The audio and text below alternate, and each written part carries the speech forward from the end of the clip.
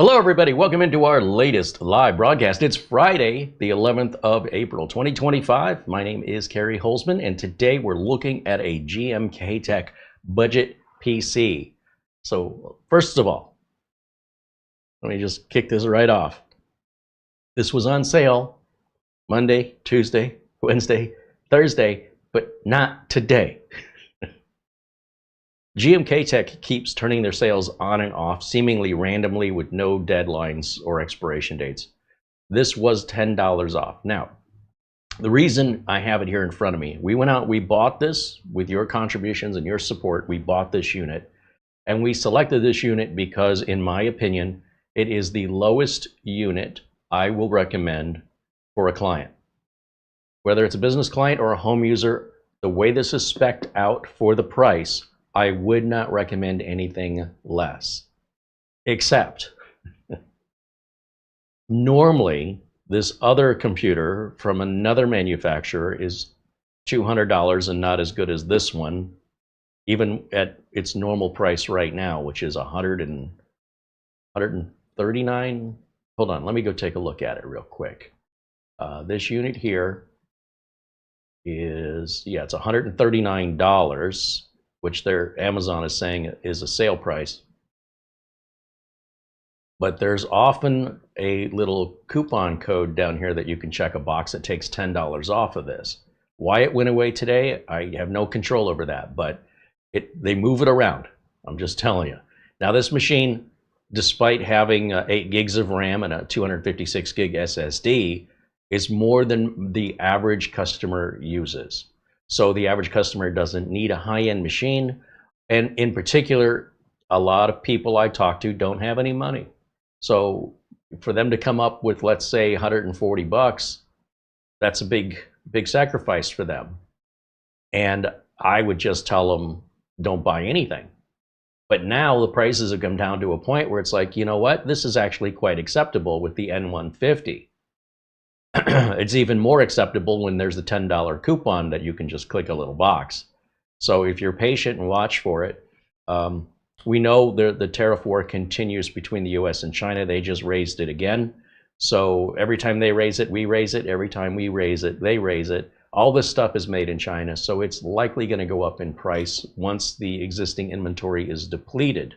So if you're here in America, then you're looking for this as a secondary machine for a home theater PC or to help a family member or a friend. As far as I'm concerned, this is a good 8-year build, honestly. It's going to be not much more different than building your own computer. But then this morning, I was brought attention to this ACEMAGICIAN Mini PC, which is a bit smaller, as you can see in the photos here.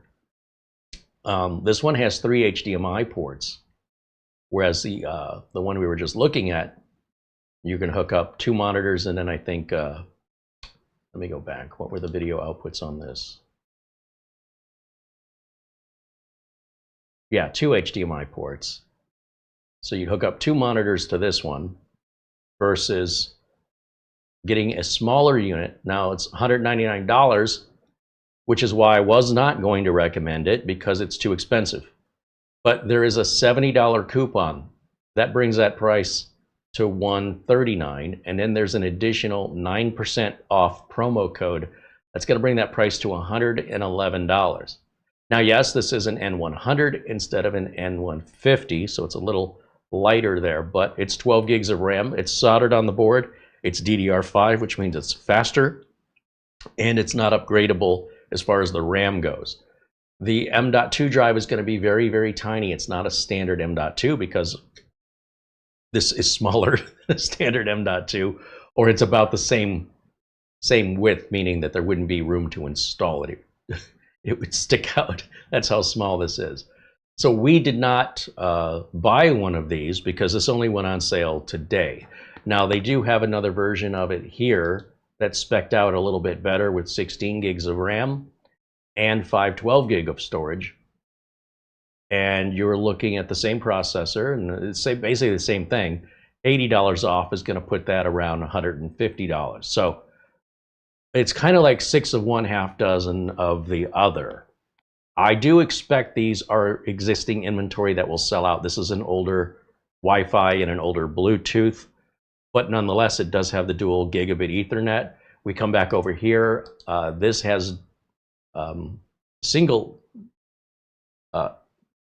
Ethernet, but it's 2.5 gig instead of 1 gig. But for most of you buying a computer at this level, you probably don't have a 2.5 gig network, or you wouldn't see much benefit to it for the kind of processor and RAM this has. It's sort of like buying the cheapest car possible and then putting super unleaded fuel into it. It's not really beneficial, but it's there. Okay, so depending on how you weigh and measure the value of that, I'll leave up to you. But as far as the choices go, this unit, and then there's another version of it with more RAM. Let me just scroll through the options here. So this is DDR4, the other unit's DDR5. And then we have, you know, the ultra tiny thing here, which is even smaller than that ACEMAGIC, half the size of a cell phone, as they show in that picture. That's going to limit the amount of ports you have, as well as any upgradability. And what I'm looking for here is an option. Is it this one? This is an equivalent to the ACEMAGIC here. This is the G2 Plus. That's also an N150, which is higher end than that ACEMAGICIan. It's got 12 gigs that are DDR5 soldered on, 512 gig SSD. And this shows a $70 off coupon that's going to bring that price to about $150, $150, $160. And then finally, this last option is the upgraded version of the first one here, this 1-for-1. Looks like they move the coupon. It looks like they trade between these two. So this one has twice the amount of RAM and twice the amount of storage. Everything else is the same. With an $11 coupon, it's going to bring it to about $158. It's $168.99, which is like $169 minus $11. So right now, as far as like the cheapest thing that you can buy that I would recommend today, at this very moment I'm making the video live, it is absolutely, unquestionably, without a doubt, this unit right here at $111. While that sales is applicable and while this 9% promo code is valid. Both machines are quite capable. Neither machine is really all that upgradable. This one is less upgradable than the GMKtec that we're going to look at today. But again, the reason we would upgrade these machines in the past was so that we could get things to go faster and do more. These CPUs are limited to how much RAM you can add. Intel makes them that way. They just can't be expanded. They're budget, and so your hands are tied regardless. That being said, expect if you're considering one of these, understand what you're buying. All right, this is not a mid-range computer. This is not a high-end computer. This is not a gaming computer. This is not something you can open up and make any better. It's basically, that's how it is. Now, yes, on some of these units, you can change out one RAM module. It's not going to be dual channel. That would be DDR4. If it's DDR5 on these, it's soldered down. The smaller it is, the less likely you're going to be able to change out that storage affordably, because the shorter length storage devices are usually more expensive, even though they're not faster. And for the most part, any type of storage that you need today, you should, in my opinion, just be buying external USB flash drives or storage drives, so that you're not creating heat and putting more wear and tear on the PC. And depending on that PC, like putting all your eggs in one basket. It's just a bad idea. It's also cheaper, easier, and less invasive to just add it onto the external USB ports. That's what they're there for.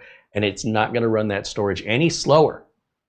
USB 3, the 10 gig per second ports, if it's USB 3.2 by 2, which is what I think these are, that's 10 gigs per second. So you can get the full 1,000 megabytes per second out of an external SSD that's capable of running that quickly. No joke. And then you have the ability then to take that SSD and plug it into another machine. If anything happens to this machine, at least you have all your stuff, hopefully, you taking my advice, and you haven't just jammed it all in here and then something happens here and everything is down until you get that sorted. So for that reason, I think these machines are perfect because they almost force your hand to practice the right procedures, the safe procedures that I recommend to all my clients and customers. You almost have no choice. Now, if you don't like that, stay away from the mini PCs in general. When you build your own computer, then you can expect to continue to modify it in many different ways that you individually want to do, depending on how deep your wallet is. This is for people who either don't have deep wallets. These are for people that say, oh, my computer is not Windows 11 compatible. What am I going to do in October? Well, Windows 10 doesn't shut off. It just stops getting updated. You know, Windows 95 still works today. It hasn't been updated in decades, but nothing's stopping you from using it. But good luck getting anything to work on it. So it kind of fades out. And while it's fading out, you become a security vulnerability every single day after the first 30 days after support ends. Your system becomes more and more vulnerable every day simply by plugging it into the internet. If you take it off the internet, you're fine indefinitely. But the minute you plug it into the world is coming for you. And if you don't have any defenses, good luck rolling those dice. So this way you can stay with Windows 11 legitimately. You're not bypassing any security requirements, which would defeat the whole purpose of having it. I don't understand all these YouTube videos that teach you how to circumvent the Windows 11 security protocols to get it installed on non-compatible hardware, because then you're less secure than you were with Windows 10. So yeah, I mean, people make content, doesn't make any sense at all, or they don't understand the consequences of what they're suggesting, which is more than likely what I think it is. They think they're bypassing something. It's like a shortcut. It's not a shortcut. Unless your shortcut is looking for aggravation and frustration, then by all means, don't let me get in your way. But slow and steady is going to win this race, and it's more affordable than ever. When you look back at this video, based on what we're seeing happening with the tariffs with China specifically, you might just wish you had taken advantage of this when they were half price or even available at all. So that's not fear-mongering. I hope I'm wrong, but it's not getting any better. It's only going to get worse. And factories in China are already shutting down because, as far as I know, they're not even shipping this stuff over here now until this whole tariff thing gets sorted. And we're not even getting close. It's just escalating. It's not even leveling out yet. So until that at least reaches an agreement, there's nothing to make for the US. There's nothing in this regard with electronics, computers in particular. We have vast inventories in warehouses. I suspect people will panic buy, and if there ever was a time, you're getting this information before most people are getting it. So, and that goes for even if you were considering building your own computer, don't hesitate much longer, because motherboards, cases, power supplies, everything, that's all made in China. So once the existing inventories sell out, there's probably going to be some window of time, which I don't know. It's going to be like the pandemic again in this particular category. Other categories are affected, but other categories are not my line of work. But this is a very interesting economic time. And while I don't have a crystal ball and I'm not a financial advisor, nor do I claim to be, I don't think it takes a genius to see what's coming and notice how things are just getting, they're worse today. The trade negotiation with China and the United States are worse today than it was yesterday, and it was worse yesterday than it was the day before. It could all be resolved tomorrow, but we have no indication that it's going to get better before it gets worse. So I would play it safe, because I feel like even at this price, it's not like it can go down much more. If I am completely wrong, and all of a sudden tariffs are completely removed, so now they can sell these for even less, they wouldn't be much less. It'd be a couple dollars. So at this point right now, I am telling you, it's not likely going to get much cheaper than this for at least, I would guess, about this time next year. And the reason I say that is the combination of existing inventory, the argument back and forth over tariffs being unresolved and getting worse every day, and the Windows 10 expiration coming up in October, combined with the pre-existing inventories they have here to move this product. The pre-existing inventories usually indicates these are older units that weren't being made anyway. So these are going to be replaced by newer technology. That newer technology will be more advanced. Probably each generation is about 10% better. So it's not like it's a 100% difference between one generation. It's a very minor change from one generation to the next. You have to go forward 4 or 5 generations usually to notice anything, you know, to make it worth whatever it costs. So that's my perspective on it. That's what I want to share with you.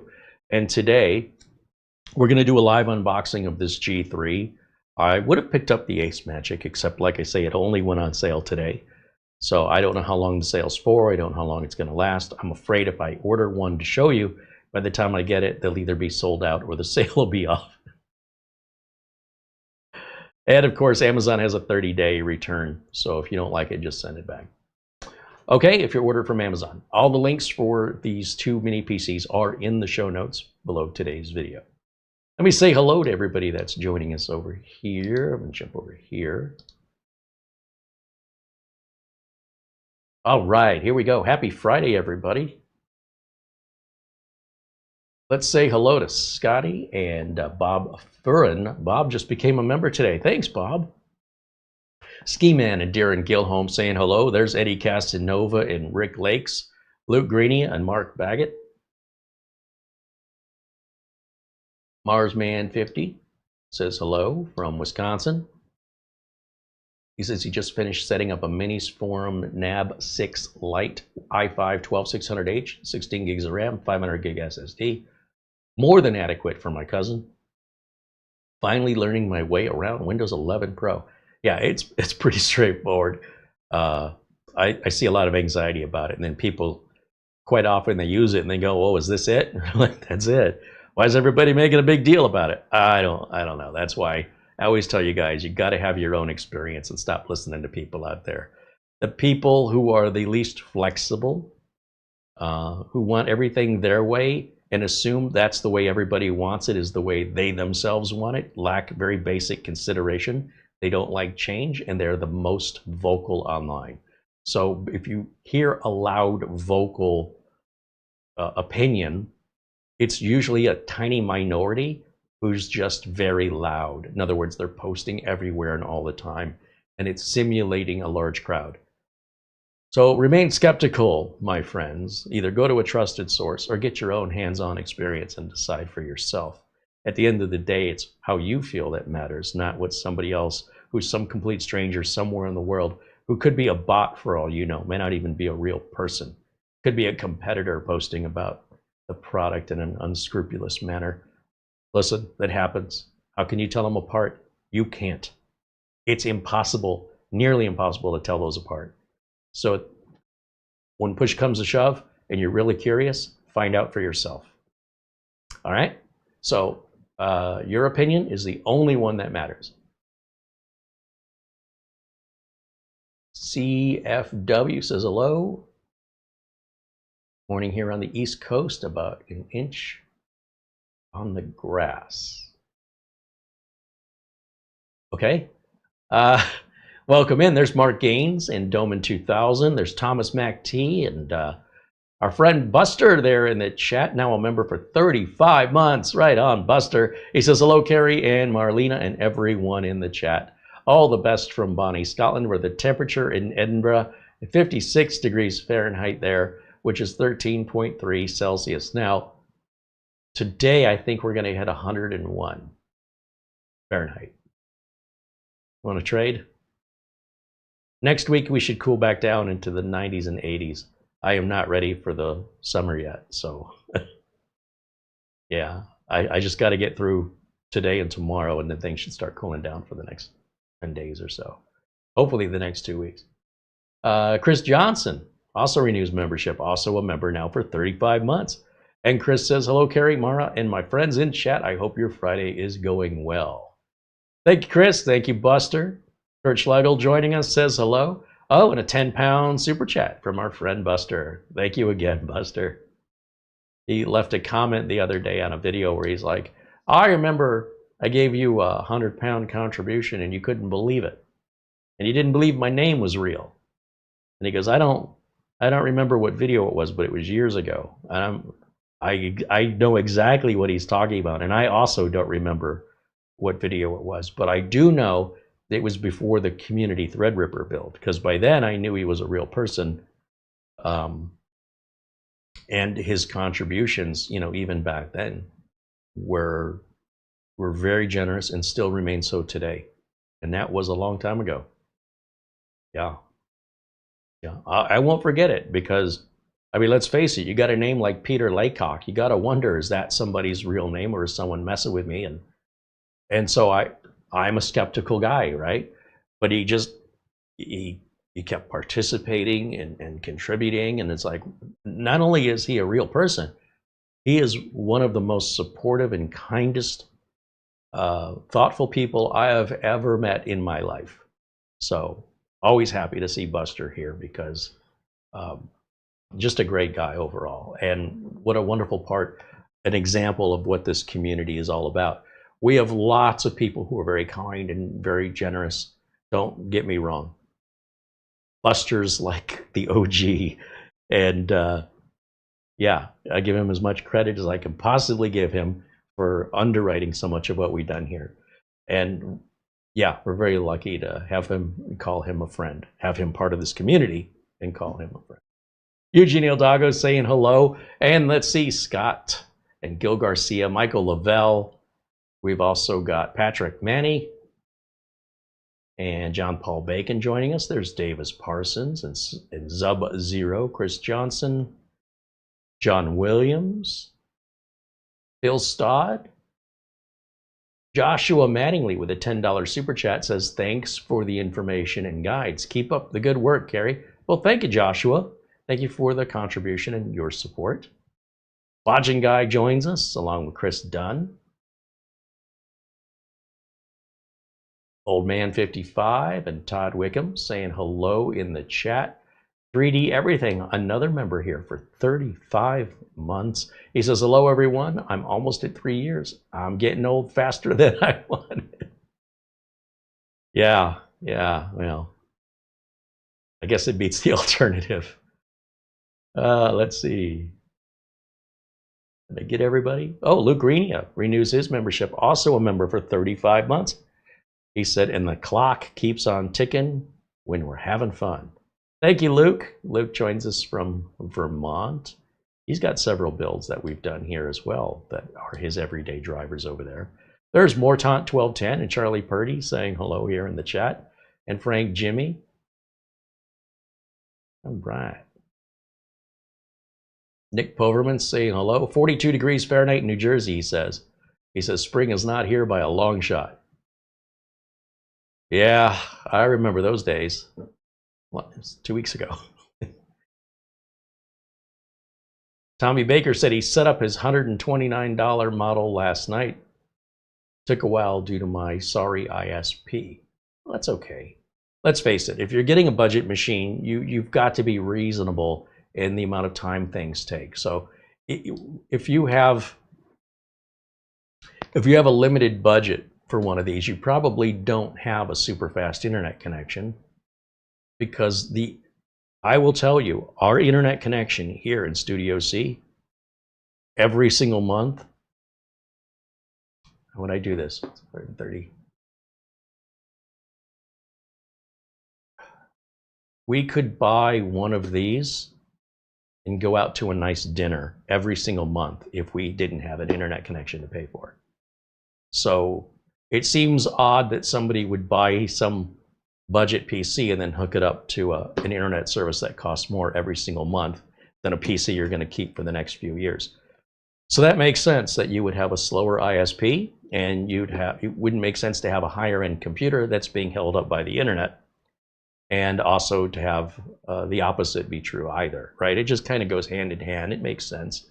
So with that, you've got to have some accommodation for realizing your internet's going to be your choke point, or certain processes like video editing that this machine can do are just going to take a bit longer, and that's what comes with the territory. And the fact is, you got a new machine that's Windows 11 compatible and under warranty. That's a lot for what you're paying for it, in my opinion, and in my experience in this industry. I can't build and sell them anywhere near that price. I don't know how they do it. So yeah, it's a good thing to take advantage of while they're at this price, because I got a feeling prices are going to go up. I think it's going to run out of inventory before the prices get crazy. That's what I think is going to happen here in the United States. But I don't know how much inventory is there. I just know, to the best of my knowledge, no new inventory is coming in at this point. We'll see what happens. Are we ready for the unboxing?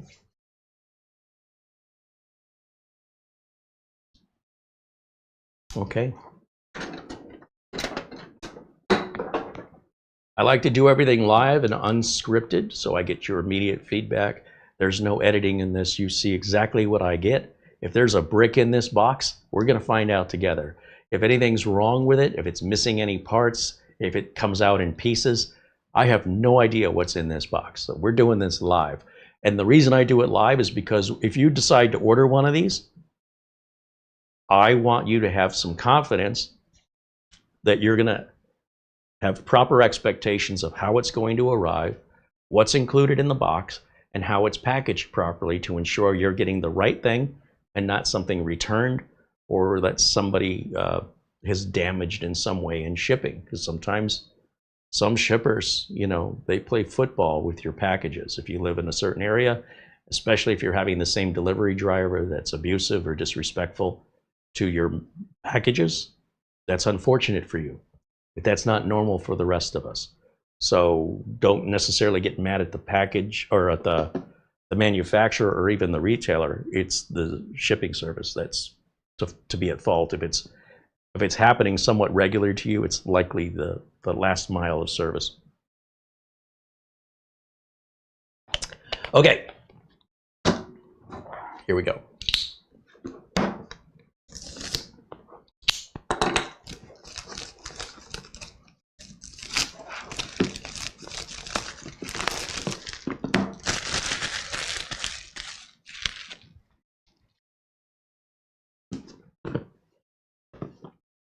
Some information on the bottom of the box, just says GMKtec all the way around. And it's coming. There we go. Right, here is what you're going to experience when you open the box. We'll pull that out. Normally these are wrapped in plastic. This one is not. Are they all that way? If you order one and you take it out of the box, let me know if yours is wrapped in plastic.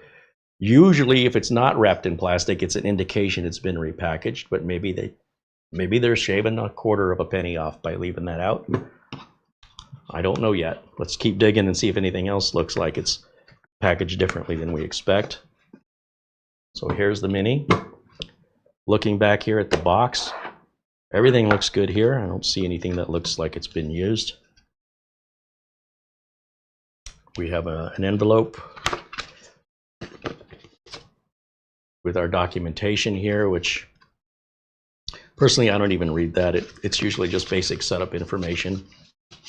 And the reason it's so many pages is they publish the same 4 pages of information in 12 languages or something.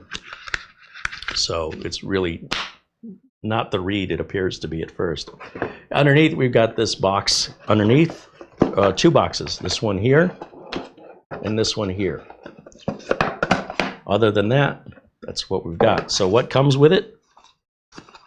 Let's see, what do we have on this box? We've got a wall wart style power adapter.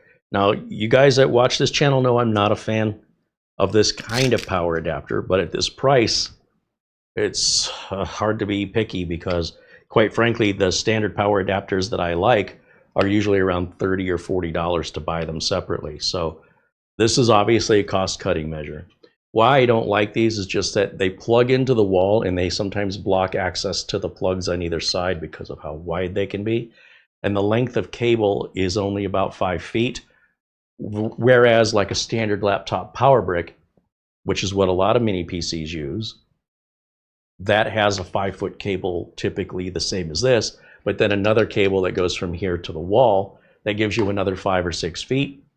And when it plugs into the wall or your surge protector, it only takes one plug. It's not this big wide plug.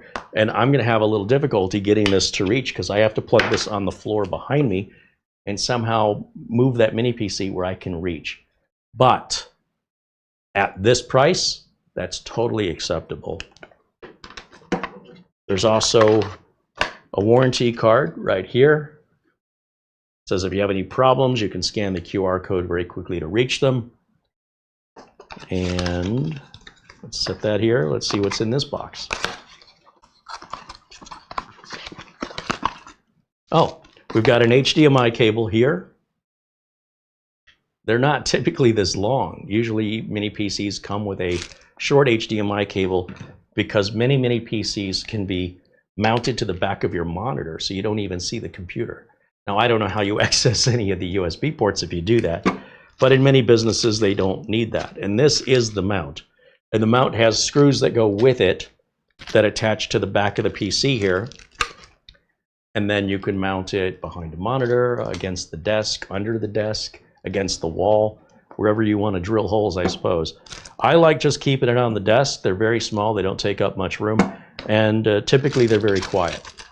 So that's everything in the box. So HDMI cable, VESA mount, power brick, and the unit itself, and some documentation. All right, so you're at your very bare minimums, no extras. Everything, I suppose the VESA mount is extra because I've never used one, but it's a nice little addition to have something extra. Whether or not you need it's up to you. Like I said, I've never used one in my life. Let's get this thing powered on, plugged in, and see how it's spec'd out.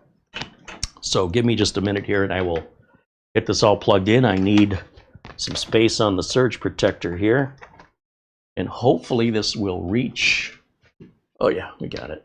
And then I do not plug it into the network on the first boot. I only plug in the video and the keyboard and the mouse on first boot until we get Windows to the desktop. Then and only then will I plug it into the internet. And then it should automatically sync the date and time. So the date and time is likely going to be of the time zone that it was created in that country. So for us here, they're usually about 12 to 14 hours difference. Do not correct that by hand. Just too many people fat finger the date and they cause all kinds of weird problems, and they don't realize they did that. To avoid this mistake, and also to just be more efficient, when you plug it into the network and go to Windows Update, it's going to synchronize the date and time automatically for you. So it's just an unnecessary step that if you want to manually do it, you just invite the opportunity for a mistake. If you let it happen automatically, it's faster and it doesn't make a mistake. All right, it's going to program to whatever, it's going to program the date and time to whatever time zone you've selected all by itself, and it'll constantly keep it updated. So over time, if the clock loses minutes or seconds or gains minutes or seconds, as they tend to do, you'll never know because it's always resynchronizing it on a regular basis. This is my keyboard and mouse dongle. You'll see we've got the 2 USB Type A's here, 2 more USB Type A's in the back, 2 HDMI ports so you can have 2 monitors at the same time at 4K. At the same time, we have our 2.5 gig LAN adapter. We've got built-in Wi-Fi and Bluetooth. And then obviously to get into this, there's got to be some screws under these rubber feet. There's really nothing I advise you to update or try to update on this. If that's what you want to do, I suggest you buy a different unit that meets your needs.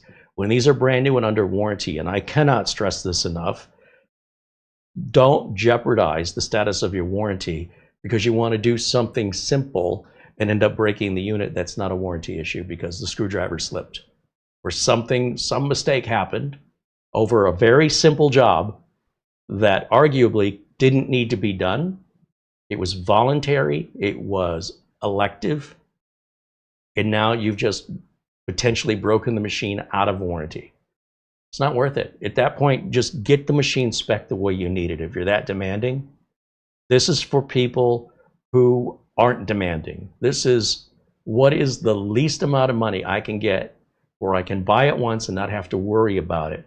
Well, as long as you're not opening it up and trying to make it any better than it is, in which case I'm not saying you're going to fail.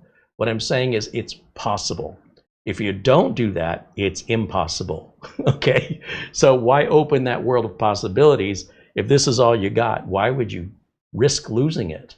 So for that logic, I would simply say, take it out of the box, plug it in, turn it on, and enjoy it. The days of needing more RAM and more storage, they're mostly behind us with all the cloud storage. And like I said, external SSDs, which are so much faster, so much more reliable. Cloud storage isn't faster, but it's certainly very reliable. External SSDs, one of the most reliable types of storage that exists for consumers. And they're cheap. And again, you're not putting all your eggs in one basket. So let's turn this on. Let's see what it does. I'm going to hit the power button. I got to plug the cable all the way in.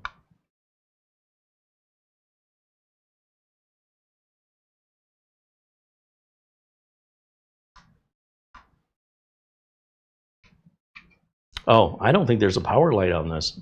Let me switch over to this input here, because I thought this was a light, but I think it's a reset switch. I don't know what that is. Let me go over to camera 2 and see if it's turning on. Here's the problem. They build these things so quietly now. If I don't have a light, either it's not turning on. Let me see if I can put myself here. Okay, I've got a green light on the wall wart. It has a little LED on it. That tells me that the little wall wart where it's plugged into the wall is getting power. It's plugging in here. Make sure I've got that in there correctly. And then turn it on. There it goes. There is a light on the button. Oh, well, you can see that. It's not the little pinhole next to it. That's where I was looking. So let's see how long it takes for us to boot up. And while it's booting, let me get rid of camera 1 here so we can watch in real time what our first boot looks like.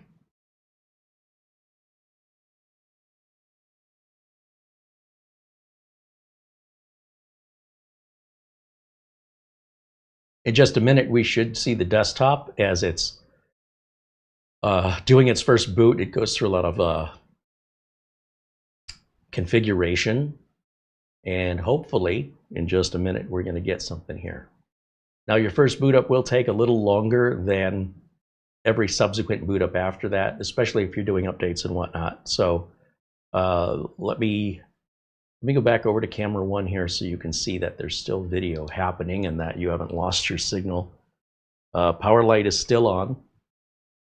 Normally, I expect it to have done something by now, but I tend to be a little impatient.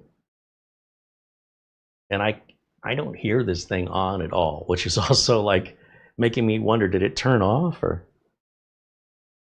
Oh yeah, there's a very, very quiet fan back there. That's interesting. I really did expect it to boot by now. So let me unplug my HDMI cable and plug it back in just to make sure. Sometimes if you get the plug just a little bit, where it's sometimes making the signal, but then when it switches modes, the other pins aren't connected inside of the connector. Then you could get, for example, it would explain why we got a power on self-test screen that said GMKtec, but then we didn't get the little toilet bowl flushing logo and such. I have a bad habit of not plugging my cables all the way in, especially on brand new units. Sometimes those plugs are really tight, especially USB. You've seen me like really struggle with them. They take a while to break in, especially on the less expensive units. They tend to be a bit tighter. And I tend to be a little overly cautious when I plug them in. So the reason this did not respond in turning it on, I didn't have the power cable all the way plugged in. It moved in like another 1/8 of an inch when I pushed on it. HDMI cable, nearly the same thing. Again, that's all on me. So before you freak out if anything doesn't work right, question yourself first. double check everything. Unplug a cable and plug it back in. Don't just wiggle it and push on it. Take it out and put it back in. Okay, now we're at the very first proper out-of-box experience setup screen. This is what you should see on any new computer you purchase. It should not just go to the desktop. If it did, I would be worried about a virus. All right, let's see. We're in English, United States. We'll continue in English. Again, United States. US keyboard, no secondary language on my keyboard. Accept the license agreement. And for now, I'm just going to put the name user. Suppose I have to turn the keyboard on for that to work. USER. I'll leave the password blank so it just boots right to the desktop. And for that date and time to set automatically, I leave location on, but everything else I turn off.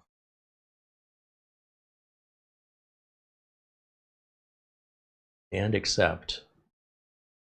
Now it's going to configure Windows 11. It may reboot, it may not. It will get a thing that says, hey, we're getting things ready. It's just going to be a couple minutes. It usually doesn't take very long. You'll know when it's done because it's going to take you to the desktop with the start menu open. And then it's at that point, it's waiting on you. Once we reach that point, I can then plug it into my internet or hook it up to the Wi-Fi, but not until we get to the desktop. And that makes our process a lot easier to diagnose if anything doesn't go right. If we're plugged into the internet while we're doing this, we're making things a lot harder than they need to be. It'll start getting updates without your permission. Those updates may have issues. It may force you to create a Microsoft account even if you don't want one. So by getting us to the desktop, we bypass all of that potential downside. Not that it's a guaranteed that it's going to be a downside, but it's a risk. So by simply avoiding that process, I 100% avoid the downside. Doing it the other way is a roll of the dice. It might work out for you, it might not. So that's the reason why I do it the way I do it, because I've got so many machines to get through every day. I'm not a good gambler. It just doesn't work out for me. Slow and steady is going to win the race in my world. There we are. We're at the desktop. It was just that easy. And if we look at the date and time right now, it's saying it's way off. Like the battery in it is dead. Is it saying 2017? Hold on, let me change my resolution. Let me right click on the desktop. You can see we're in 4K here, which is really difficult for me to read. I'm going to go to display settings and I'm going to change this to 1920 by 1080 so as Oz can reads it. But just in case you were skeptical that this thing couldn't put out 4K, there's your proof. Now you see here it says it's 10:14 p.m. on April 2nd, 2047. That is very, very wrong. Let me tell you what's going through my mind right now. And this is why I say you should not get into the BIOS and monkey around with it or change the date and time by hand. There's three things I find suspicious about this. One, this was not wrapped in a package. Usually there's a plastic wrapping. Also, there's usually a plastic wrapping around the power adapter. This almost feels like it got returned and then sold as new. I don't know. We'd have to order several of them. You guys, if you order them, let me know if it comes out of the package the same way and if your date and time are set to that date. Because, oh, now it says April 11th, 2025. No, it doesn't. I'm looking at the streamer. Sorry, hold on. I got two different desktops. The streaming computer, and then of course this computer that's plugged into the streaming computer. So I have a desktop and a camera. It's not confusing at all. Normally these would be set to the date and time at the factory, and that would not be a standard date and time that it would be off that many years. That's usually an indication that someone changed it by hand and they fat-fingered it, and they had no clue that they fat-fingered it, which is why you shouldn't even go down that road to begin with.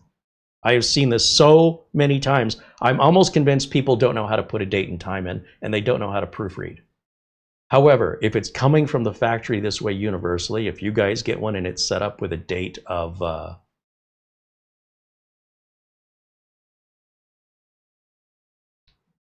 go full screen so I can read it.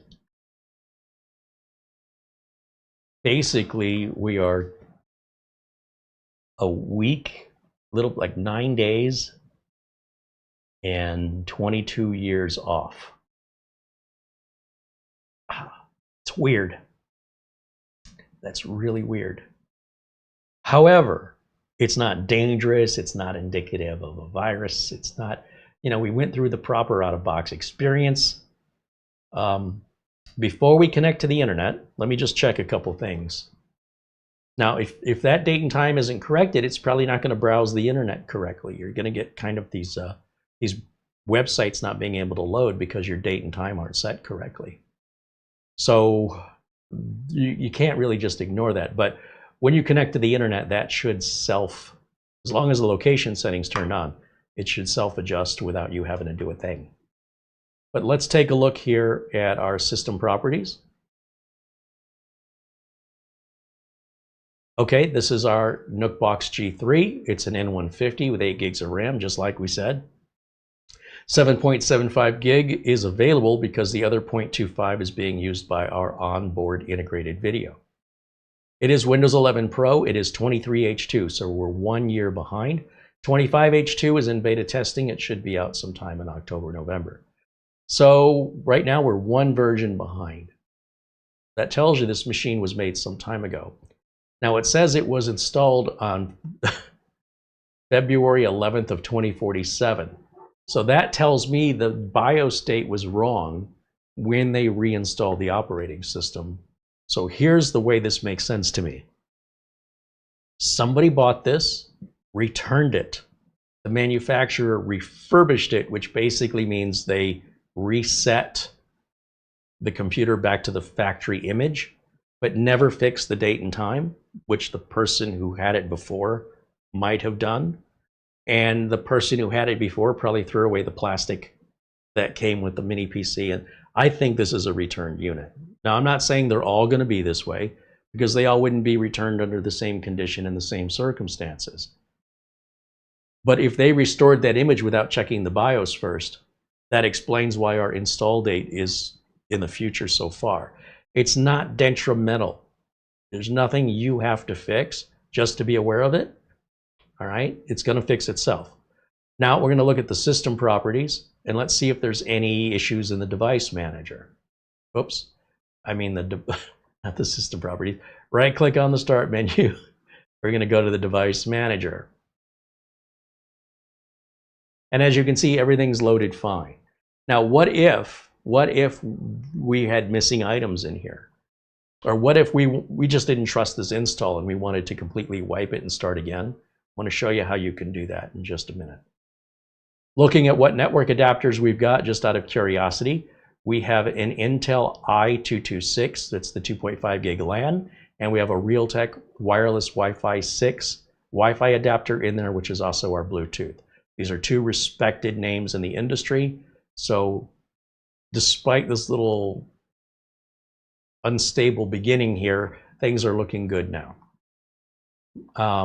Once again, if we double check our storage, it's going to be a 256 gig. Is it NVMe or is it SATA? It should be NVMe, but let me double click on that. Okay, it's not responding. How about that? Okay, let's go here. 256, we'll go to properties and we'll see what this drive is by going to hardware. Air disk 256 SSD. Uh-oh, this may not be NVMe. The other thing I'm a little concerned about is when I double click on this PC up here. Oh, okay, it came up. Okay, so I'm going to grab my utilities flash drive. We're going to plug that in. I do believe these are 10 gig per second USB ports here. So let's go to my flash drive and we'll copy Crystal Disk Mark off onto there. Actually, Crystal Disk Info.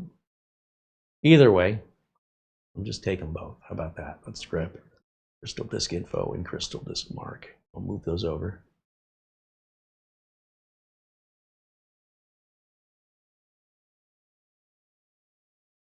And let's see what Crystal Disk Info says about this drive. Kind of curious what the hours are on it, how many times it's been powered on or off, to take me back to my theory about whether or not this machine has been recertified. Well, it says it's been powered on 16 times. That's, I don't know, that could go either way. It does show it is NVMe, but it's 2-channel and not 4-channel, which may be a limitation of the CPU, by the way. That means we should be getting about 1800 megabytes per second on our reads. If we were by 4, then it would double to 3600 if the NVMe drive were capable of that on a Gen 3. So just real quickly, we'll just take a quick gander here at Crystal Disk Mark. And we'll just run the sequential reads and writes to see what our numbers are on this. But I'm expecting on the reads to be about 1800 in that ballpark, and the writes should be probably a little bit less than that, maybe 1200, 1400. So as long as we're in that ballpark, this is what's expected at this price point. And it's much better than SATA. You know, we did review one of these machines from a different manufacturer that had a SATA drive installed. That was CareyHolzman. And I reached out to them and I said, did I get a bad one? Did you guys not? SATA and NVMe basically cost the same, but the NVMe is 5 times faster, 6 times faster. Did somebody make a mistake? They said, no, that's how we sell them. I said, well, I haven't seen a SATA drive in a brand new mini PC in years. And that soured me on it because I thought it was a pretty good deal until I found that out about the E3B from CareyHolzman. So that's why we do these live and unscripted, because I wouldn't waste my time if I didn't think this was a really good deal. And seeing some of these little things here are a little off normal, but still not quite enough yet to change my recommendation. There's going to be some sacrifice made for that lower price. You're going to put up with some unusual, let me rephrase, if anything is unusual, at that price point, it's acceptable. If I'm spending $1,000, then it's not acceptable. You know, there's a certain price where I shouldn't have to sacrifice the maximum read speed of an NVMe drive. So the NVMe drive can run at ×4, but the socket it's in is only ×2. I believe that's the order. Now, I could have that backwards, but I don't care. It's a budget machine. We're at 1500 on the writes, 17, almost 1800 on the reads. That's exactly where it should be, and that's exactly what I was expecting. And to even get that much at this price point, it's like nothing to complain about. Now that we've gone this far, now I can plug it into the internet. So I'll grab my LAN cable here. Now watch this bottom right corner where you see that globe right down there. And when I plug this in, it's going to negotiate with the router. Let me get rid of the flash drive. We don't need that in there right now. And this little guy down here in the corner, that's going to start, well, it's 23H2, so it's not going to do anything. It's going to become a little monitor here in a second once it negotiates an IP address with my router. There it goes. And now we're connected. Now, this date and time, it says it's still not right, but it's better than it was. And that's likely because it's not set for the right time zone. So we can right-click on it, adjust date and time, make sure I'm in the right time zone. Yeah, it's got me on California time, which technically right now is accurate. We're going to set it to Arizona, and I'm going to tell it, I'm going to turn this feature off and back on again. It's almost 2 o'clock here. Now that's set correctly. You see, I did not manually type the date. I did not manually type in the time. And I also didn't make a mistake. I let the machine take care of it. And by setting the time zone, it takes care of this in the future automatically. I never have to revisit that. I'm going to go over here to settings and then to Windows Update. We're going to have a lot of updates waiting for us. And I recommend any new computer, whether it's a mini PC or something you build yourself, before you start configuring it with your software, your printers and everything else, save all that for later. Do all your updates first. It's a great burn-in test to make sure updates install and reboot and you're not getting any errors or blue screens before you waste any time putting applications on, installing printers and getting things configured like scanners for something you may end up having to send back if something's wrong. Then you got to take all that off and clean it up. And it's just a lot of extra work. Slow and steady wins the race. Hi, Mara. Hi. What you up to? Check your email. She wants me to check my email. All right, well, let me just go over here with this and I'm just noticing camera 1 is a little bit, hold on a second here.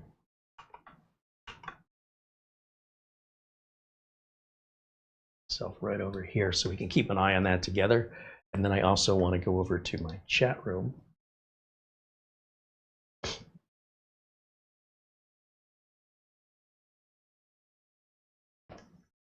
Patrick Manny said this computer is back from the future. It's your PC, says my GMKtec. We're not wrapped in plastic, nor were my B-Links. Interesting. Todd Wickham recommends maybe the CMOS battery. Usually the CMOS battery, when it dies, will revert back to the manufacturing date of the BIOS, sometimes even years before. You're likely going to see a date going the other direction, not the future.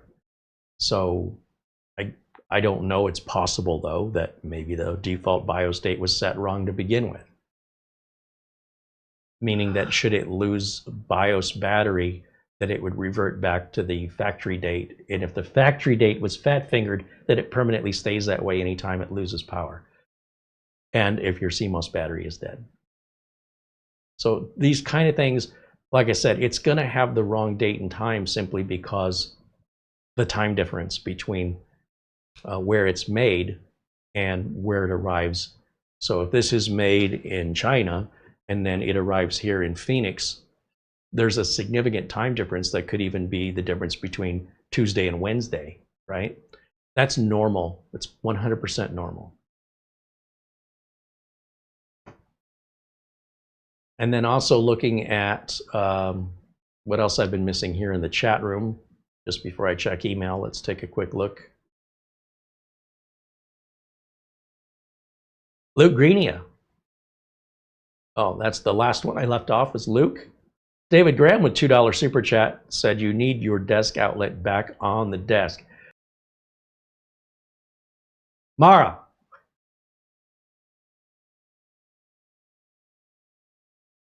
All right, we just had a disconnect here. Can you check the Wi-Fi for me? We just had a disconnect. Thank you. Sometimes we have to change channels on the Wi-Fi here. Something just happened where our connection dropped between us and the YouTube servers. So if you experienced buffering just then, it was us. It wasn't you. But we've got Mara working on that in the background. There's Mitch Morrison joining us in the chat.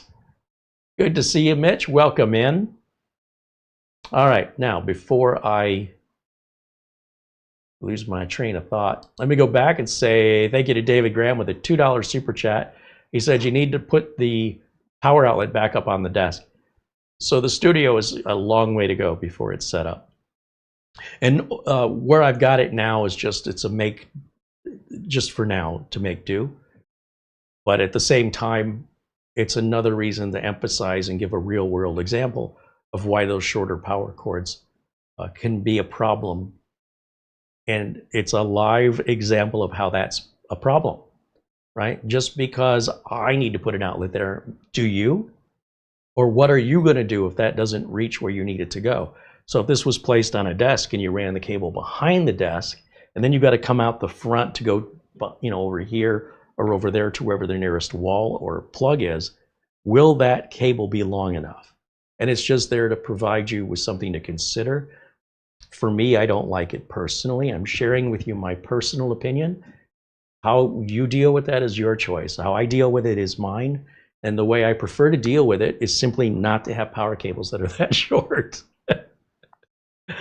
But again, if you're at this price point, you get what you get. And if you can afford to be, say, hey, I need a longer cable, then you need to buy an extension cable. So you're going to be spending more, or you're going to have to accommodate whatever it is you have to do to stay within what you can afford, just to be reasonable. All right. Thank you, David, for the $2. Charlie Purdy with a $10 super chat. He goes, that's a nice little mini PC. I just bought 2 for friends who only use email and pay bills, and their Windows 10 expires in October. Yeah, well, there you go. The renew Windows 10, supposedly $30 a year. At what point does it just not make any sense to do that when you can get this for Windows 11's already on there, and it's modern, it's probably faster. Even if it's spec'd out lower, it's still probably faster. Quieter, it uses less space, costs less money and electricity to run, and has a warranty. Everything looks good. The only idea is I changed the channel. This signal is a little. But is it good now? It's okay. Okay. It's not perfect. Well, we'll keep an eye on it. We'll see how it goes. Let's see. Let me come over here for a second. We're still downloading updates over there. Remember, we still have 24H2 to put on, but I think after these updates, 24H2 should be offered to us automatically. Now, if you do not do this, if you just start putting your programs and everything on, this will be happening in the background whether you like it or not. So don't be surprised if for no apparent reason the system pops up and says, I need to restart. Well, you're in the middle of doing something. It's another reason for you to set time aside, get this thing set up out of the box, get it updated. Imagine if you were asleep for days and you got woken up and you said, quick, we have to run. Start running now. Can I get a minute? Like, what day is it? How long have I been asleep? I am starving. Can I get something to eat? No. Hit the ground running. You're not going to run as fast and you're not going to last as long because you didn't get any nourishment. You're dazed and confused, and you're just not at your peak performance.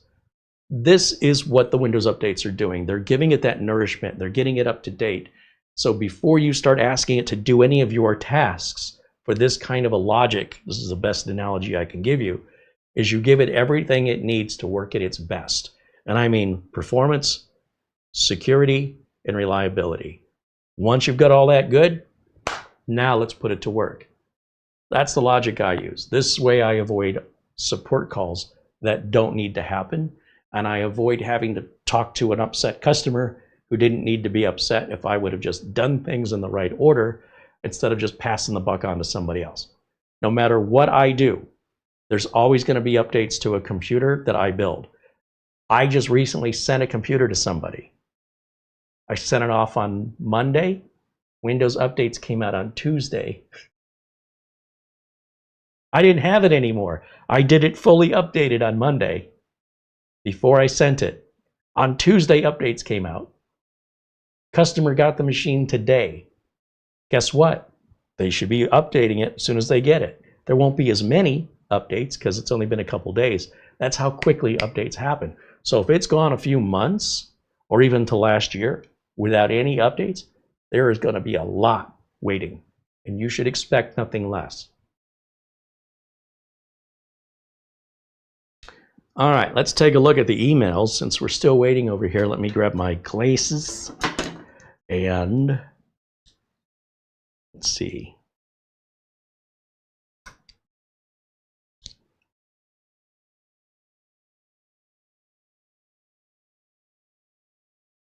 Oh, our friend Charlie Purdy sends an Amazon gift card. He goes, this is for future content, hopefully not from China. I got nothing against China, man. I really don't. What's going on with their government and our government has nothing to do with me. But, you know, everything we pretty much use here, from Wi-Fi routers and solid state drives, motherboards, cases, and power supplies, it's all made in China. But I don't have any say in that. I'm just buying a product. The details of where it's made or how they get it to that price, Yeah, I just care if the tech is cool, or if the tech is a really good value or very useful, or I think it could be for my viewers. I appreciate the support. Thank you very much, Charlie. As always, another very generous viewer, great community member here. If you're watching this live, you should be joining us in our chat room. We have the friendliest chat room of this size I think you'll find anywhere on the internet. And even if you think it's weird or awkward, just come in and say hello. Let us know you're watching. Sometimes just by saying hello, conversations spark up, and then friendships develop, and then you'll have another reason to be in our live chat, which has nothing to do with me. It's so you can talk to some virtual friends, real friends that you wouldn't otherwise meet. So they're in this like virtual space. And we have some real friendships in there where these folks come in and they completely ignore me. They're just talking to each other. And I love it. I think it's great. They don't ignore me. I'm teasing, but they're having their own conversations, and I love that. I also love talking to the viewers. Viewers are watching us all over the world right now, from Australia to Canada and England to Brazil and Scotland, Ireland, etc., etc., etc. And it just amazes me that we can be broadcasting around the world live with a few seconds of delay and talk to each other in this big group format in 4K Ultra HD resolution. It's crazy. We're just growing up in the 1980s as a teenager in the 1980s. Boy, oh boy, have we come a long way. All right, let me just change my power settings. The screen blanked out because the machine is setting the screen to go to sleep, which is obviously a default. So let me go back over here to full screen. And I'm just. Did you ever get your email? Yeah, Charlie? Yeah. Yeah, I just. Okay. Yeah, thank you. Well, I was mine and trying to figure. Yeah. Thank you for bringing that to my attention, and thanks again to Charlie. All right, I'm going to just type in edit power plan, and then we're going to see what it's set at the factory. It says turn off the display after 5 minutes and put the computer to sleep after 15. Computers going to sleep is designed for saving batteries. So if you have a laptop or tablet, something that takes batteries, sleep mode is there to keep those batteries from draining too quickly without shutting the computer off. Putting a plugged-in computer to sleep makes no sense to me. I don't understand the logic here. If you're done with the computer, just shut it off, or at the very least, just have the display turn off. That's the thing that's taking the most amount of power for most computer users, is your display. So we're going to set that to just be 3 hours. That way it won't go to sleep on us while we're live, but I normally don't set it that far. I think I set my desktop to about 20 minutes. And that way, you know, sleep mode, sometimes it fails to wake up properly, or it takes a few minutes to wake up. Just by setting the display to go to sleep, you don't have to turn the display off. It goes into a low power, like vampire state, where it's just sipping on a little bit of power. And when you move the mouse, both the computer and the monitor should instantly come back on, or within a couple seconds, which is much faster and far more reliable than sleep or hibernation. But when you're trying to conserve a battery on a portable device, you don't really have much choice other than, you know, shutting it off. So that's the logic I use. There's obviously no rules here. You can do it any way you want to, but that's the logic that I use. The other thing is I would turn on the automatic updates here, since we're waiting. Turn that on, and I would go to advanced options, look and see if there's any optional updates down here. And I would also turn on to receive updates for other Microsoft products to keep me up to date, and to just let me know when it's done all this in the background without me knowing, not to interrupt my work, but to give me a pop-up and say, hey, I'm ready to restart if you are. And I can say, yeah, go ahead, or I can say, no, I'll do it later. I love knowing that rather than being surprised when I shut the computer off when I'm done for the day and it says, oh, finishing installing updates. And I'm thinking, what updates? I like to know what's going on. I like to have proper expectations. And I'm assuming you would like that too. All right, the other thing, I don't like this little cartoony thing down here on the search, so we'll type in search, permissions, hit enter, can scroll all the way to the bottom to this last option. Turn that off. That gets rid of that. Now, even though I've closed out Windows updates, they're still running. This doesn't have to be visible, but I like, again, part of control, part of expectations is being able to see what it's doing, so I understand how much more time, or that it's just not sitting there stuck or has a problem. So I like to constantly babysit, audit, whatever you want to call it, but I don't have to hover over it. I can go about my day, but I do make a point to come in and check on it from time to time, just to make sure it's still progressing and it's not waiting on me.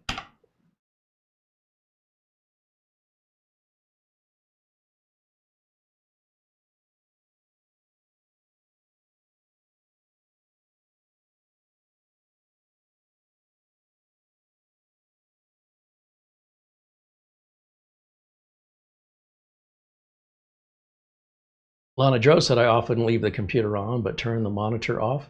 Yeah, well, it's the same thing except if you were to wear out the on-off switch on the monitor, that's all. By having the computer take care of that, it's all being done electronically. It doesn't involve any mechanical switches that can fail.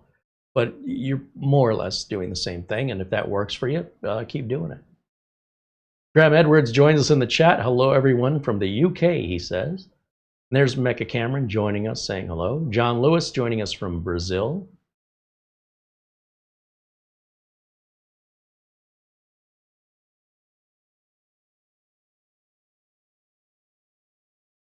Timo said, I wonder if Microsoft fixed all the 24H2 bugs. I'll keep saying it as much as I have to. There is no perfect world. We do not live in a world of absolutes. Every piece of software has bugs, will always have bugs, and the only way to remove software bugs is to remove the software. It is inherently in the design of the software that you are connecting to an ever-evolving internet that new opportunities and exploits become available regularly. Nothing is perfect. This is the best we can do, and we're always making it better. Sometimes when we make it better, we introduce new bugs. If you don't like bugs, don't use software. Don't use it on your phone. Don't use it on your appliances. There's always bugs. I can go back to the 1980s and show you hacks on Donkey Kong and Galaga that should not exist. And that's little tiny bits of code, not as complex, by a million times less complex than Windows 11 code is. The more complex the code is, the more opportunity there is for bugs. I am not aware of any bug affecting any customer. I am aware that there are bugs. I am aware that there are people who read about other people who have bugs, but they themselves have no actual issues. And then they come into the chat room and they go into forums and they say, well, what about these problems? And the only answer to that is, what problem are you having? Let's not talk about anybody else. Let's talk about you. Give me an example of what problem you're having with Windows 11. I will show you a solution. But to sit there and just generically call out bugs without any specificity doesn't tell me that suggests to me you've never used it. That's what it tells me. You've never used 24H2, you're living vicariously through information you believe to be true, or if it is true, is not affecting the majority of population. Otherwise, how would I be in business? I mean, think about it. If there were bugs that were preventing my clients from getting any work done that affected their productivity in any negative way, how would it be possible I'd still be employed? It's not a feasible thing that Microsoft would release an operating system that people couldn't use because it had bugs. There are ways that they keep improving it and making it better, and as such, there's another side to that coin. You're asking for a coin that only has one side. There's no such thing. There never will be in your life.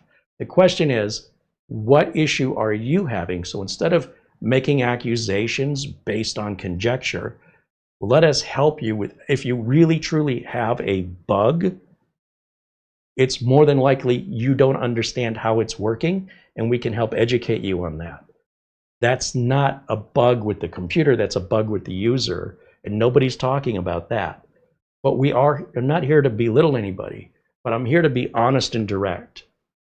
And those kind of comments make it very, very discouraging and disparaging for anybody who was cautious believing what you just wrote as a reason to not try it. It causes harm and anxiety where none needs to exist. On the other hand, we are here to help. So if you're having some difficulties, give us the opportunity to help correct what you're mistakenly doing wrong. And you'll find that these bugs, they're so specific, the ones that remain, they're so specific that the odds of it affecting you are, you might as well buy a lottery ticket. Now, there are bugs with third-party vendors, companies like Steam or, particularly Ubisoft, where they don't write their code to Microsoft standard. But that's not on Microsoft, that's on Ubi. You talk to those third-party makers because they're the ones that aren't following the rules. There's also driver manufacturers that don't follow the rules. That's where the problems are. Usually. There's always exceptions. It's not a world of absolutes. But in my line of work, when I get these calls and complaints, most of the time it's the user. Once in a while, it's the software. And then even fewer, it's the operating system. That is so rare to work your way, drill down to that specificity, to get to Windows being the problem. I'm telling you, I would be out of business. The fact that I still run this business and I still have customers is evidence. So yeah, I get a little worked up with that, because if there is something specific that you can demonstrate, we can help you resolve it. I'm not aware of any bug that's not resolvable, unless it's made by a third party. So I'm talking about Windows bugs. I'm not talking about Ubisoft bugs. I'm not talking about, some third-party software, because anybody can write any program any way that they want and then point the finger. But the reality is the reality. So I'm here to help.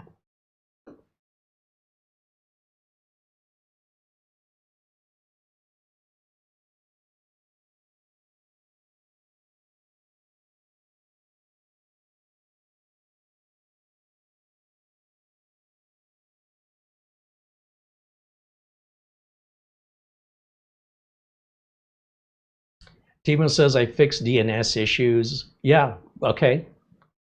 You might also have broken a shoelace. That doesn't mean that the shoelaces on those shoes are all bad and we've all, I don't even know what DNS issues you're talking about, because that's so specific to you and to anybody else that you sought out online who had the same problem, that I have never had a DNS issue on Windows 10 or 11 that I can ever recall. So I don't know what you're talking about, but what I'm telling you is there's usually, so you ask yourself this question: if everybody's having this experience, but your experience is different, and then what you do is you go on Google and you search for others who have the same experience, it can often leave you feeling that this is affecting everybody when you just sought out a little minority who were vocal online. So you're not alone, but it's also not a widespread issue. So the next thing is, what do you and those other small little minority of people having this specific issue have in common? And I can guarantee you guys are doing something differently. There's some piece of software you're using. There's something you've modified on your computer, likely under the idea that you're outsmarting everybody, that has now come back to bite you on the butt, that you've had to fix, and then you blame Microsoft for it. That is the only thing I can imagine that is the most likely. Now again, this is to benefit you. When you're having a problem with the computer, the first thing you need to ask yourself is, what am I doing differently? What about my configuration is different? Because what you're describing, I've never seen before. And I deal with this at a very large scale. And if I do see it, then my first question is, why is this different from everybody else? And it's usually something the user has done. Sometimes it's a piece of networking equipment that you have to reset. Sometimes it's a bad networking cable. Sometimes it can be a driver. Usually it's the user. When we can fix the bugs in the user, we'll fix most of the bugs the users complain about. I know it's harsh, but I'm just being honest. It's what I do for a living. And I fixed the user-created problems. In the last 3 years, there are more user-created problems, probably 9-to-1, versus actual Windows or software problems. May not be that high. It's pretty high, though. The vast majority of my income comes from fixing user-created problems. That's just the reality of the business. And I know the users, they want to blame somebody else. They don't want to accept that. They don't want to feel like they're dumb. And it's not my intention. But they want to know how it happened. I'm going to tell them how it happened. They did it. They don't want to hear that. But they're going to hear it because they asked. And I don't want to have to keep fixing it over and over again. Stop doing that. Whatever that thing is that caused it, or I'm going to have to keep coming back and fixing it. So, you know, sometimes you get a bad update and you have to, like on printers stopped working. Perhaps the user didn't do anything any differently. So you just uninstall the printer, reinstall it again. Very easy fix. Who's to blame for that? Is that a Microsoft update? Is that the printer driver software? I don't know. Don't care. It's a 30-second fix, but it's still not common.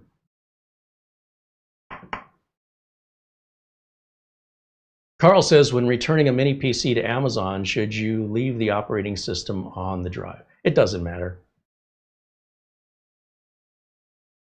Either way, it's going to be reset, so it's up to you.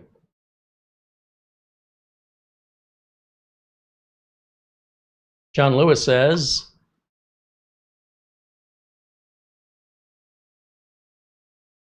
I was fortunate to have found this content and group. I know it has saved me money, time, and upset by bringing me up to date. I'm below the equator in Brazil and depend on my computer daily. Well, I think most of us depend on our computers daily, regardless of where we're at. But I hear you, and we're glad to have you. We appreciate you being a part of this community, and for a long time, too. I think John Lewis's name was on the front of the Threadripper community build that we did.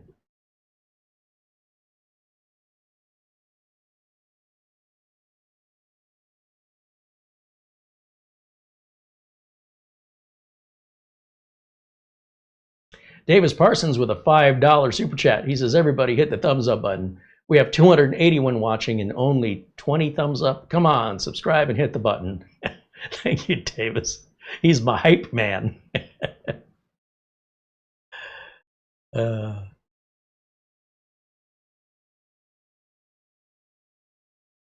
David Graham said, I maintain my 5 computers every day and can't remember any bugs in years.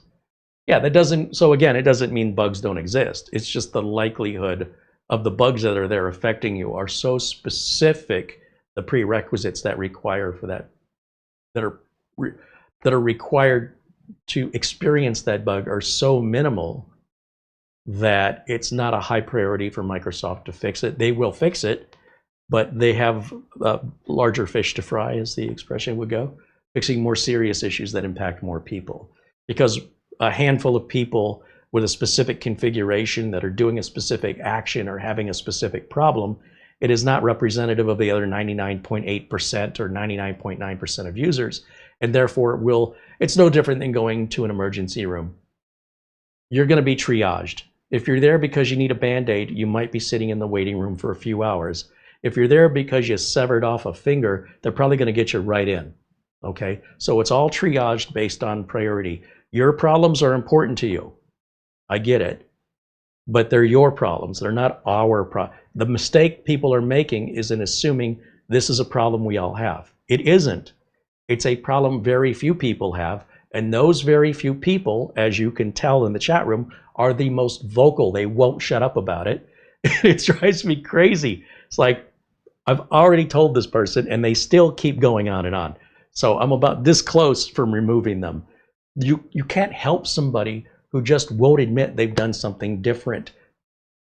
And they're victims of Microsoft, of a bug, when it's themselves, usually, that need to be fixed. And if they won't hear it, then we're just wasting each other's time.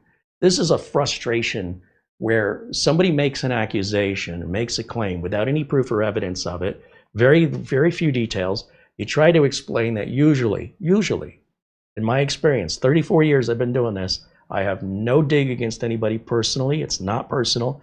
This is just usually what it is. They don't want to hear it. Okay, we're done. Move along. I don't know what else to tell you. The reality of what you're complaining about still isn't my reality. If it is, I'll tell you. Why would I hide that? So I have no idea what this person's talking about. and they're not listening. So welcome to my world. It is so frustrating sometimes because my goal is to help. But if somebody's not going to listen, why am I, you know, there's other people that need help. People pay me for this help. I'm just saying. I'm not used to somebody getting it for free and then wanting to argue with me about it. It's really disrespectful, and it doesn't make any sense. But here we go. One of the reasons you've seen a lot more members-only videos is this kind of a obstacle in the discussion. This type of discourse does not occur in the members-only videos. If you choose not to believe the information I'm giving, you could still say thank you. You don't have to, you're not going to change my experience. I have not experienced it. No matter how much you insist, you're never going to change what I've experienced. So the polite thing to do would just say, okay, I gotcha. I understand. Thank you. That's the end of the conversation. So when they keep insisting, that's when it draws a line for me, because it's not why I'm here. It's not about being right or wrong. It's just about trying to help. If you don't want the help, you don't have to take it. I didn't ask you. I didn't come to your channel. Just saying. If I did, I'd be respectful. I'd appreciate that you even acknowledged I existed in the chat room, because a lot of channels don't. I wouldn't want to give that up. Oh, Bajin Guy says we're ready for a restart. Let's go over here. Let's go full screen so I can see it. We're still installing that cumulative update here. So even though the restart button appears and we can restart, my personal preference is to wait for all of these installs to finish first. Now, there's no right or wrong here. It's just a personal preference.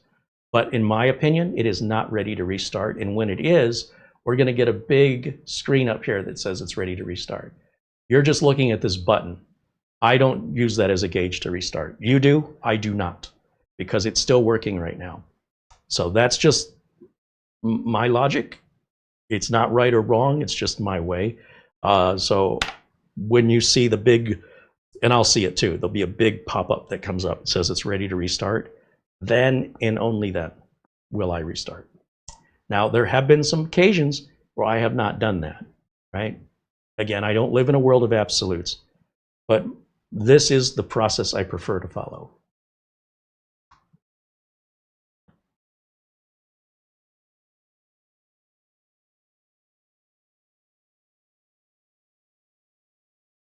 Bajin Guy says you speak with true tongue. What's up? Oh, emails again. All right.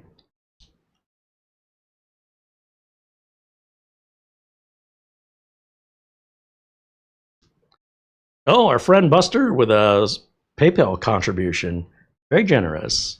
Right on. Thank you, as always, to our good friend. Thank you, Buster. Our good friend Buster. Very much appreciated. For sure, for sure. All right. David Graham with a $2 super chat says, I love you, Carey. Thanks for all you do. Back at you, David. Thank you. Yeah, it does get a little frustrating sometimes. I'll tell you what I like to see as a technician. I like to see somebody come in and say, I'm having this specific problem. Not somebody else, me personally.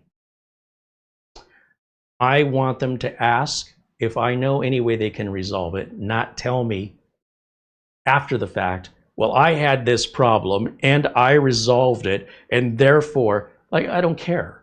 I didn't ask. It doesn't mean that your experience represents an industry-wide issue. I don't get the point of the conversation because you're not asking for any help. It's almost just like you're trying to add negativity for no apparent reason and without any specificity with regards to whether or not the fix you did was even necessary. If I had been given a proper opportunity to guide you, I probably would have gone about it a different way, but now we'll never know, right? So it's just your conclusion. I disagree with your conclusion because I've never seen what you're describing with Windows 11, and I've got a lot of clients. But again, if you come in with a genuine question, some kind of an issue you're trying to resolve, and your first thought is it's Windows, you might be right, but I have to go through my process, not yours. Just like a doctor. You tell a doctor, I need some painkillers, you're probably not going to get them. The doctor's going to say, you know, I'm going to diagnose you. I'm going to give you the prognosis. I'm going to write the prescription I think is right, or none at all if I don't think one is needed. And if you don't like that and you want to score your drugs off the street, there's nothing I can do to stop you. But I have, you know, have experience and an education in this particular space, which is why you're presumably here to see me. Don't tell me how to do it. Don't tell me, you know what I mean? Like if the doctor's asking questions, that's very helpful to give the additional information. But it's very rare that a doctor says, well, what drugs do you think I should prescribe to you? What would you like? It's not a restaurant. And in much the same way, when I do technical work, my job is to solve problems, right? My job is to, customer says, I'm trying to do X, Y, or Z. Then I say, okay, let me see the problem. Usually I'll remote in to see it. And we find a resolution for that every time. And never once am I aware of there being a Windows bug that was the problem solution on any regular basis. Sometimes there's an update once every 2 years, you know, that causes a weird thing. Typically printers don't print, something like that. And again, just uninstalling and reinstalling the printer. And that's still not specific that Windows update caused the problem. It could be the Windows driver was coded in a way that didn't follow the standards, or files could get corrupted. There's all these kinds of reasons for these things to happen.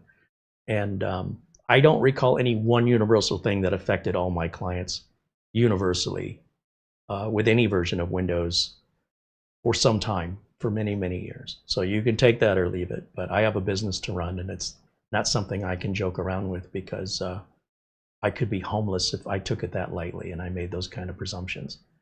The reality is the reality. So, Ben Laird with a £2 super chat. Thank you, Ben.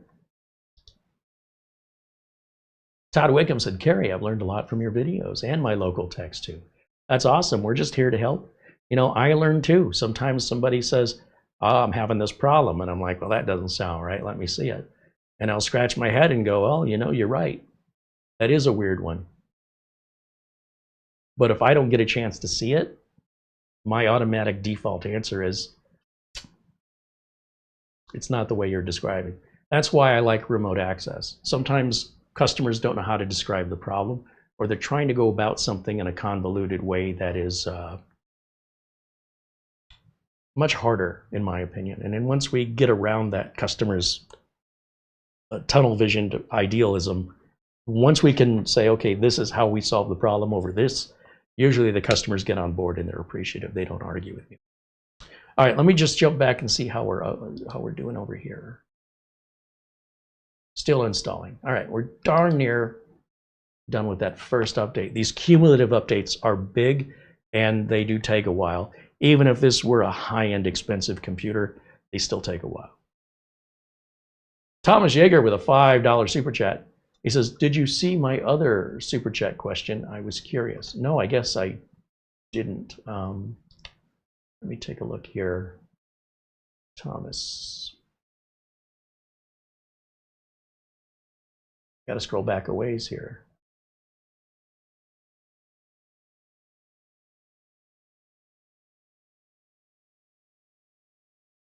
Oh, yeah, the $20 super chat. I don't know how I missed it. Thank you, Thomas. He says, thanks for all you do. Have you considered using Cash App or a code in the lower right corner of the screen? That way you can pretty much keep 100% of the contributions. I haven't. Primarily, those apps are one way. There's not any refunds. It can be very difficult to track any sort of receipts. So for me personally, I'm not here. Let me be clear why I'm here. First of all, the videos on Fridays, these are public videos. I spent my money to buy this product with my bench and the rent of this place and the electricity and the internet bandwidth and the cameras and the microphones and the batteries and the chargers and the monitor and all the cabling and all the spare parts and everything I need because I love doing this. And if people want to see more than that, they are welcome to contribute, but it is not expected. It's like a tip. It's never expected, but it's always appreciated. The more generous the viewers are, the more extensive the and frequency of the videos can be. But if I'm spending the time and I'm spending the money to get people that come in to harass me or argue with me, then I don't want to do it anymore. Or I only want to do it for people who pay membership because I know they're there for the right reason. They're not just bored looking for somebody to argue with, and they're complete strangers. It's not like I got Mr. Beast popping in here and, you know, telling me I'm wrong. You got to consider who the source is, right? So if I see somebody come in I've never seen before and they're critical, it's really discouraging to be on this side of the camera and have to put up with it. I feel like I'm babysitting, and it's very, very, I don't know how to explain it, but it's not what I want to do. But when people come in and they're part of a community and they're supportive and they're asking questions instead of coming to complete and incorrect conclusions and then voicing that out as if it were true, and then I have to counter that because they've said that, I'm afraid viewers watching that will believe them. And yet, who are they? Where's their YouTube channel? What's their credentials? What gives them the authority or how are they backing this information up? Who are they? So if I have Doug Betts from Live Windows Training with Doug Betts say, Carey, I completely disagree, he will do that in a respectful way. Okay, and I know who he is. So I know that's coming from a peer in the industry, not from a hobbyist watching anywhere in the world using a fake name, perhaps. We don't know anything about this person, but they're the expert. That's why when I do the members only videos, they're so much more enjoyable 100% of the time, is that never ever happens. It's only on the public videos if it's going to happen. So then the answer is, well, do we just shut down the public videos? But then most of the public viewers are great viewers. Why punish them? On the other hand, look at how the whole mood and shift has changed of this live video because I've allowed that to occur. So this is the dilemma I face. And if you're sick of hearing it too, please consider becoming a member, and we can just do more and more members only videos where things can stay on track more. And if people want to support the channel financially and criticize me, well, at least then I'm getting paid for it. But very few of them are willing to pay a dime. The ones that are the most critical are the ones that never pay a thing. So I need them as much as they need me. In that case, we can each go our own separate ways. I'm hoping and relying on people to make the best decisions, that's in their best interest. It's more pleasant for everybody if it's not your cup of tea. There's lots of other things to watch. But it's frustrating. It's so frustrating because as long as I've been doing this, there's always that one person. Always. And once in a while we get lucky, and that doesn't occur, but it's kind of par for the course making public videos. That's your reward for, putting the effort in, is just having somebody be critical or correct me when I have no idea what the hell they're talking about. It's not like it's retaliation. I don't know who they are. It's just provocation. And if they know so much, how do I know? Do they have a book? Do they have a YouTube channel? What kind of verifiable background in this industry do they have to be able to assert some kind of technical information to an expert in the industry? Yeah, it's upsetting.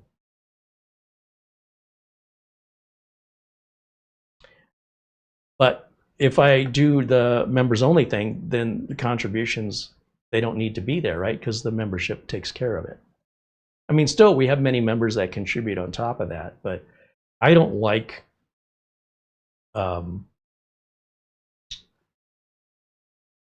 Like, I feel like we talk about the contributions and the role they play in this channel without any corporate sponsorship for us to maintain that, how that's possible. However, if the channel is nothing but, you know, throwing up requests for money, I don't want that either. That's just too much. That's swinging the pendulum way over to the other side. I'm not here to market and sell things to you. If I'm reviewing this, it's not to sell it to you. I'm just wanting you to be aware of it. I think that if you were a customer of mine and you said, Carey, we need something cheap but reliable. It doesn't have to be fast. We're going to use this in the office. We're going to open PDF files and Word documents, and we're going to use our email, and we need Windows 11, and we just don't have the money right now to replace these older machines. What's the least we can do that would be acceptable for you with regards to reliability and support? That's why we're demonstrating this, because I believe this has that potential. I see a couple of things I'm concerned about, but so far, nothing that changes my mind. It just adjusts my expectations, that's all. That's fine. For the price, it's acceptable. If this were twice as much money, it would not be acceptable. That's the way I'm looking at it. And if we want to continue to make content with that being the reason for the content, not because a company pays me to tell you about something, or tells me what I'm allowed to say or not say, or makes me have to show them a video before I can show it to you, that's how I can absolutely get to 1 million subscribers. If I want to sell out and I want to make commercials reading other people's words, I guarantee you I can get this channel over 1 million subscribers if I just make commercials and I sell out and I have no opinions of my own. I just read what the teleprompter says, and I can guarantee you that will hit big with the public. And the reason I say that is if you look at any tech channel over 1 million subscribers, the vast majority of them, that's how they're doing it. I just don't want to do that. So clearly it works. What I'm doing is a very difficult way to make it happen organically through the community. So you guys will decide the future of this channel, as you always have. And this channel started in 2008 just as a public service. But then as it grew and became more popular, I put a lot more time and a lot more money into it. And, you know, we are where we are right now with the community we have, which is much bigger than I ever thought it would be. But I'd still like to see it grow. You know, I would like to continue to attract the right audience who appreciates the value of what I offer, regardless of any financial support, just so long as we have the right audience for it. That's my, you know, if I'm teaching, which I used to do in a classroom, if I have students that don't want to be there, I'm kicking them out of the class. I don't care. Most teachers will. So that may be where all of this comes from. But why would you be in my classroom if you don't want to be here? Particularly at a college level where somebody's paying money and they're disruptive or not paying attention. It's college. You don't have to be here. Get out. If it's disruptive to the class, somebody's showing up late or they're not paying attention, it's disrespectful to everybody else in the class, and especially the teacher. So even though as a quote-unquote teacher, I'm learning all the time from you guys too. Just to be clear, it's not all my way or the highway, but I'd like to see equal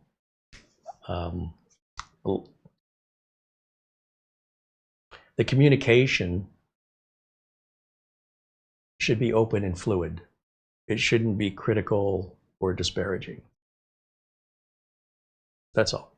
And because there's no prerequisite to come into a live public video, anybody can pop in, and maybe they don't even intend to be that way. They just didn't realize before they spoke.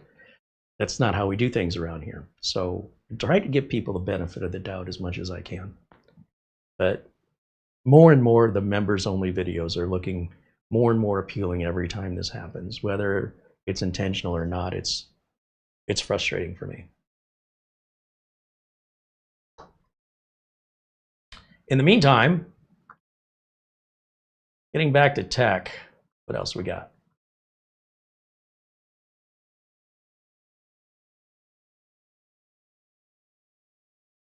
Morton said I'd just kick him out.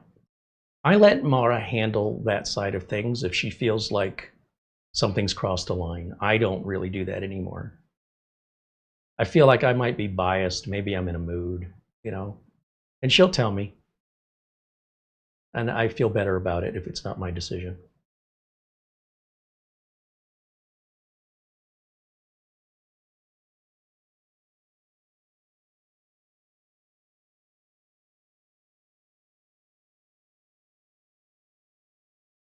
Just trying to catch up with some chats here. Todd wants to know, what days do you do members only streaming? We do that every Monday, like clockwork. Just as we do every Friday at 1 o'clock for public, we do every Monday at 1 o'clock for members only. Members only videos are only available to members and never, ever available to the public. Forever. Also, the members can go back in the archive of our over 1,800 videos. Free viewers can go back up to 12 months. I'm only doing what I have to do because people are not, most people aren't, they'll take what they're getting for free, but if that's all I relied on was the ad revenue from YouTube, I wouldn't be able to fill the tank of gas in my car at the end of the month. It's that bad. So in order to survive, in order to keep this channel alive, trying to come up with ways that will make people want to be a part of a more exclusive community to make it worth parting with their hard-earned money. And I'm only doing that because YouTube has put me in the position where I don't know any other way to do it. A lot of other channels are just gone. You know, our good friends over at Tech Deals, I don't know what happened. They just ghosted it. And it's been over 11 months since their last video. I don't even know why their channel's still up. It's sad. It really makes me sad to see the passion that was there and the enthusiasm that was there become a burden. And so with the right community who appreciates the content, we go on forever. But the once appealing world of the public videos with advertising paying for it, that ship sailed about 2 years ago, 2 or 3 years ago, and it's just getting worse and worse and worse. So it's just a matter of finding the right balance. So what I've been doing is, like this week, we not only did a members only video on Monday, but it led to questions that I didn't have time to answer until Tuesday. And during that video, which again was members only, led to some questions I didn't have time for until Wednesday. So we had members only videos Monday, Tuesday, Wednesday this week. And they all were just a pleasure. There was no misunderstanding or miscommunication or, you know, it was the way it's supposed to be. So they're very rewarding for me, and therefore you're likely going to see more members only videos, because for me making them, they're just overall very positive experiences for me. The public videos, sometimes they're positive, sometimes they're not, and yeah, that can be disparaging when it's not. Yeah, members only always keeps you in a good mood.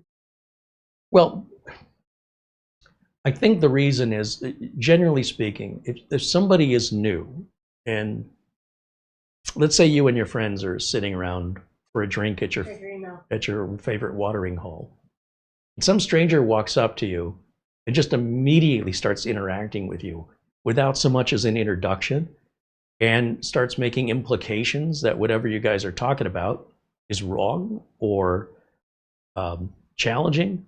Who are you, and what business do you have?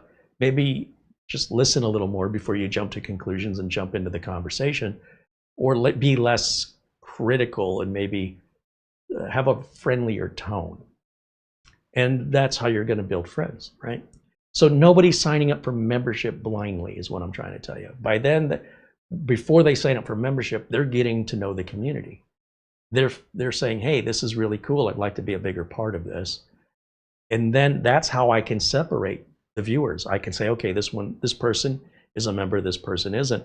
That tells me a lot about that person and where they feel they want to be in the community. And if they want to be a bigger part of it, they'll be contributing. And I appreciate that, and I acknowledge that by doing things for the members I don't do for for the free viewers. And the free viewers who never become members never know what they're missing because they never supported it. And so in that way, if there's nothing in it for me to offer that to the free public other than the potential for negativity, why even bother doing it for the public anymore? Why not just turn it members only and shut it down and be more of a Netflix type situation where it's paid content? And I don't want to do that because I feel like most of the public viewers are fantastic, really. But you can get somebody you've never seen before for whatever reason, stumble on your video, and they are they have this impulsive nature that they need to speak out into a crowd of people. It is just the wrong foot to get started on here, at least in a critical way. Right? If you're saying, hey, everybody, how's it going? Isn't it a great day? How's your day? That's the way you start. First impressions go a long way here, and in life in general. So just keep that in mind, because you might be the super nicest person in the world, and you might have some really great information to share with us. But boy, you present that right out of the gate in the wrong way without really realizing how it's coming across, and then it leads to, you know, complete misunderstanding and gets very defensive on both sides, which is not welcome. It's not what I'm here to do. I don't enjoy that. And I do these videos because I do enjoy them. So anyway, the members only is just a great way to help keep us independent. That's what it's all about. So if you're wondering, why did that YouTube channel make a review on that product? Chances are they were sent the product for free or they were paid money to do it. Question you've got to ask yourself is, who's paying for all this content? This is a Friday here in Phoenix. It's nearly 3 o'clock in the afternoon. A regular person would be at work right now. So how is it possible I'm not at work? If I'm not at work, how is it possible I'm keeping the lights on? Where's the money coming from? Am I a trust fund baby? I wish. Did I win the lottery? I wish. I do what I love to do, and I figure out a financial way to make it happen. If I stop loving it, that's the problem. For me, it is. And I assume if you're here, you enjoy the content, and you wouldn't want that to end either, right? That's why I don't like having to force my hand with the contributions or anything. That's not why I do this. So long as we can make the bills at the end of the month, so long as we can maintain our unbiased independence, that's all that matters. If I could get rich doing it, all the better, but that's not a requirement. And if it's costing me money to do it and I have to tolerate disrespect, I don't want to do it anymore. So that's where I'm at. Or at least when I do it for members only, you know, that is a solution. I'm not sure it's the only solution, but it is a solution.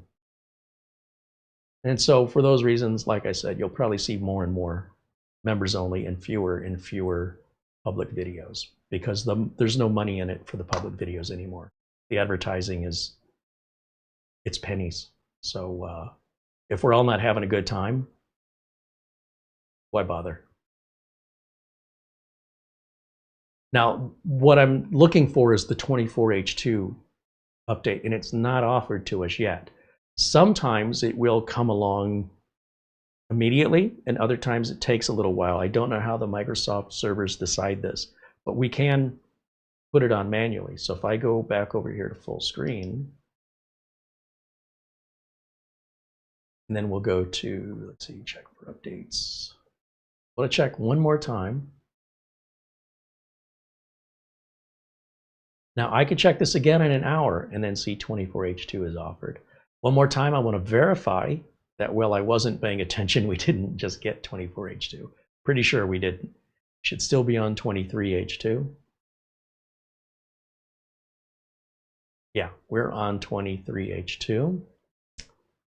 I love that installed on date, 2/11 of 2047. That's going to stay there forever. It's not hurting anything, but it ain't right. The only way to fix that is a complete reinstall of Windows or a registry hack, but I would feel more comfortable with a reinstall of Windows at that point. But, you know, if it bothers you to look at it, don't look at it. I mean, that's an easy fix too. It's really not a problem. It's just not normal. Let's see. We're going to go to, let's go to Microsoft Edge here. Let's say that we wanted to download the drivers for this computer or reinstall the operating system.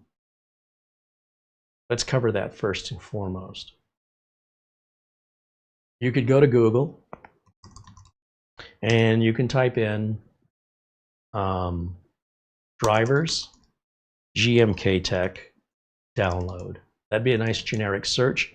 And in the search results, we're going to look for a GMKtec website. The first one that appears here says drivers and software. This is not a third party. This is the manufacturer's website. So I'm going to click on drivers and software. And what GMKtec and what a lot of other mini PC manufacturers out of China do is they don't spend the money on servers and bandwidth and storage. They'll use Google Drive to distribute their drivers and software because it's basically free, except that if a bunch of people hit it at the same day, it might tell you they've used all their bandwidth up for today that Google offers for free to come back tomorrow. That's the downside. The upside is they don't really have that many customers, so likely the odds of you needing the same driver on the same Google Drive is probably under multiple different Google Drive accounts because they would exceed the free storage limit and bandwidth limit. And it's kind of a loophole, if you will, that they're taking advantage of to help keep the machines cheaper. Okay, and this website is not the easiest thing to navigate. As we can see, there's a lot of different models listed on the left. In fact, let me close out camera one so you can see the whole screen. This is a GMKtec, what do they call it, Nookbox G3. Screen over here. Well, apparently I've got a widget running. If you don't like these widgets, you can right-click, go to the taskbar settings, and just turn those off. So that won't happen anymore. That's by going all the way over to the left side of the screen.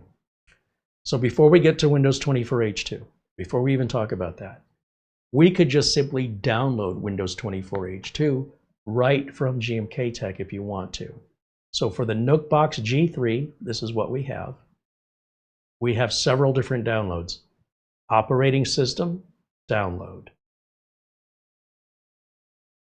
I don't know what the difference is between Nookbox G3 and Nookbox G3.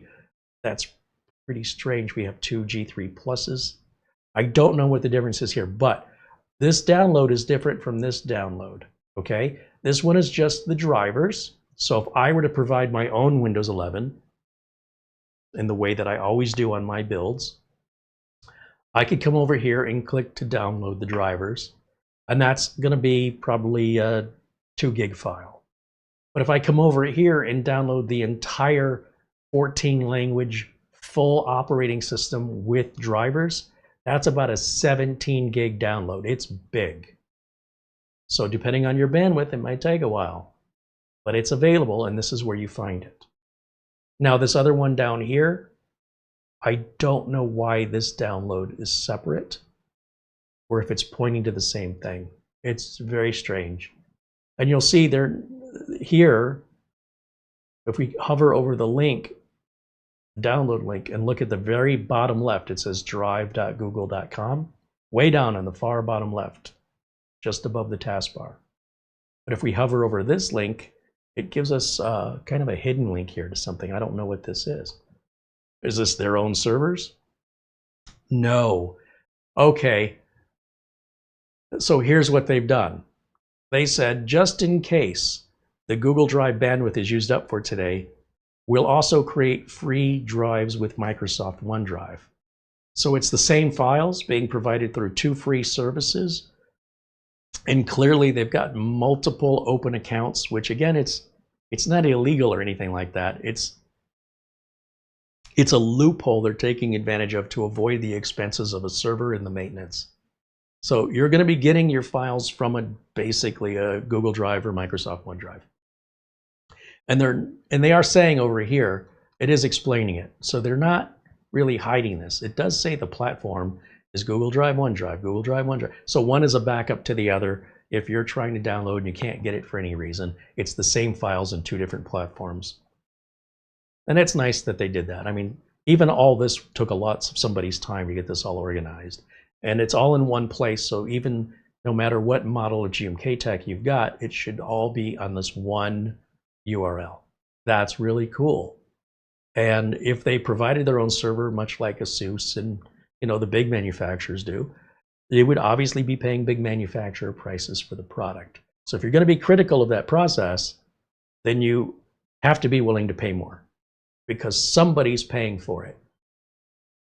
And by offloading that to companies like Google and Microsoft, these big multi-billion-dollar corporations, it's obviously not breaking any rules. It's definitely a loophole, but it's a very common workaround from these small Asian manufacturers to reduce overhead. So I wouldn't think of it as, being suspicious or anything like that. I completely understand why they're doing this. All right, let's try it and see how it works. Let's just download the drivers. Now, here, up at the top, it tells you operating system, software update content, driver, and platform. And then where the word download is, those are links. You see how the cursor changes from an arrow to a little finger? But over here, it doesn't do that because this is not a download, this is a description. And over to the right, well, this is a description of what's to the left here. Operating system, software update content. I don't know why they separated this into 2 boxes, but whatever system that made sense to them. So if we want the drivers for the NUC G3, which is what we have here, you just click download. That's going to take us to Google Drive. It's an RAR file. Now, some people don't know what an RAR file is. It's 1.67 gigs, so yeah, usually around 2 gigs is normal. It's going to scan for viruses, and it says download quota has exceeded, so you can't download it this time. That is what happens when you're using free storage. You don't get it endless bandwidth, even though you still aren't using all the storage. So there is a second link made available to us for the NUCbox G3 for the drivers. There's a separate download here, just below. And now that's going to open up a OneDrive link. And then again, it's the same file. It's an RAR. Hit the download. And there we go. We're grabbing it now. Now, by default, with all the latest Windows 11 updates, Windows 11 will open RAR files natively. I still like 7-zip. It's a free open source application to open zip files and RARs and 7-zip files, etc. But with the latest Windows updates, and while everybody talks about all the negativity with Windows updates, it's very rare to find anybody talking about all the good things about Windows updates. So when you hear people just constantly talking negatively, my recommendation is do what I do. Go the other way. Find out what the heck the other side is saying. If everybody's only talking about one side of the coin, what about the other side? How come we're not talking about that? Is there not another side? And then find your balance to your values. You might agree with one perspective over another, not necessarily what the masses are jumping on a bandwagon this week. These Windows updates, and all Windows updates, are always welcome in my world. They always make things better. Just because they sometimes have some effect of making things different doesn't mean it's worse. That is the cost of progress. And the older we get, I find, the less we like change. So the younger folks, they don't have a problem with this stuff. Generally speaking, they love it. The older folks that like their way, they're so angry at change, but have very little evidence to prove that it's somehow worse. It's just, I don't like it because it's different. And it's not a technical problem, it's a psychological problem.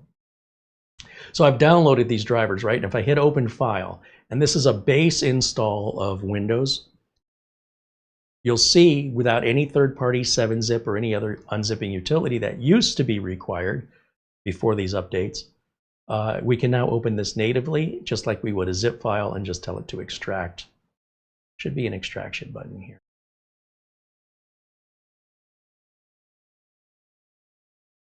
Where's extract? Add to favorite. Nope, nope, nope. Is it a right click? Nope. Let me double click it again. Well, there's all the files. I don't know why is it not extracting it.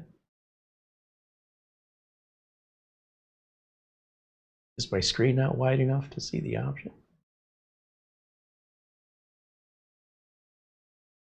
I'm so confused. It opens it. If it opens it, it can extract it. Let's go back to the downloads folder. Let me take another look. Right click. Wait, is it already extracted? Hold on.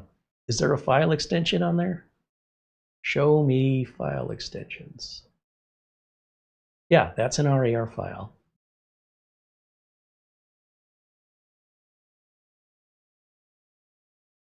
Oh, there it is. Extract all.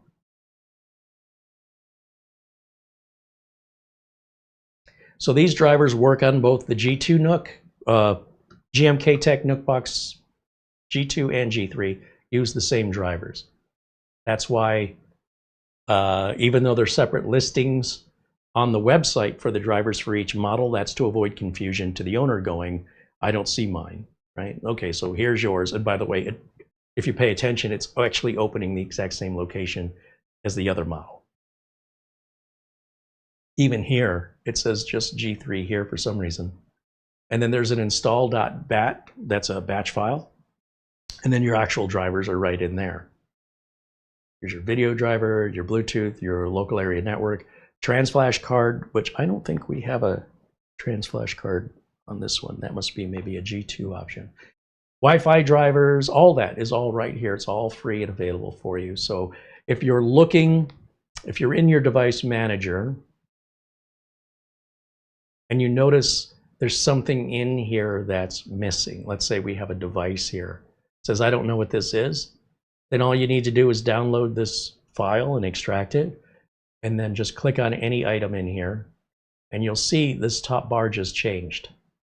And we now have this little, where is it?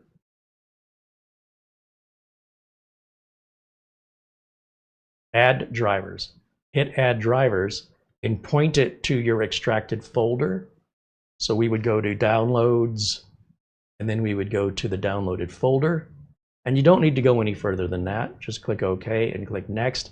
And the system's going to automatically look for updated drivers and add them all universally across the board. Pretty simple stuff. So if there was anything in the device manager, that'll cure it. Unless it's something you've added, like you've plugged a printer in or you've plugged some USB device in, that requires a driver. Obviously, GMKtec didn't provide you that device. So if that's what you're fighting with, you'll have to get the driver for that device in that scenario. But without any third-party devices, just the raw PC, if you're missing any drivers, that's how you put them back in. If you want to reinstall Windows, you can download their 17 gig Windows install, or you could just get the Windows 11 direct from Microsoft, grab these drivers, preferably grab them before you need them, but otherwise you can wait till Windows 11 is installed and then go and download them afterwards. So you shouldn't be stuck either way. So I just want to take a minute to point that process out, and that's pretty universal from all mini PC manufacturers. They should have the drivers available at their website, and in my opinion, especially on a brand new machine, you should not be getting drivers overall and in general, except from the manufacturer. Again, I don't live in a world of absolutes. There are always going to be some exceptions, but not usually in the first year or 2 years of ownership. That should be your default go-to, and you shouldn't even need that. But if in any case you do, it's there and it's available for you at no additional cost. As it should be.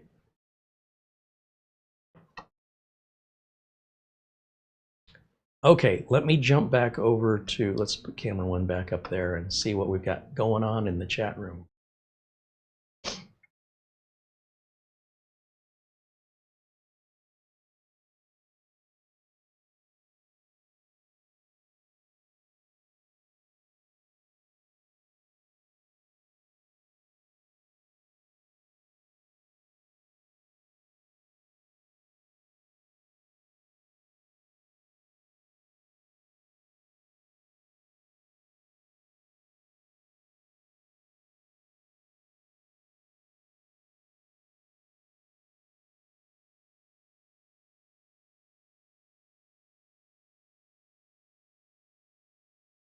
Jim Kenny joins us and says hello. Welcome in, Jim. Ian Gooch said the temperature in London is 58 degrees Fahrenheit. Oh, that sounds lovely. A little bit chilly, but I don't even think I'd put a jacket on at 58. That sounds pretty nice.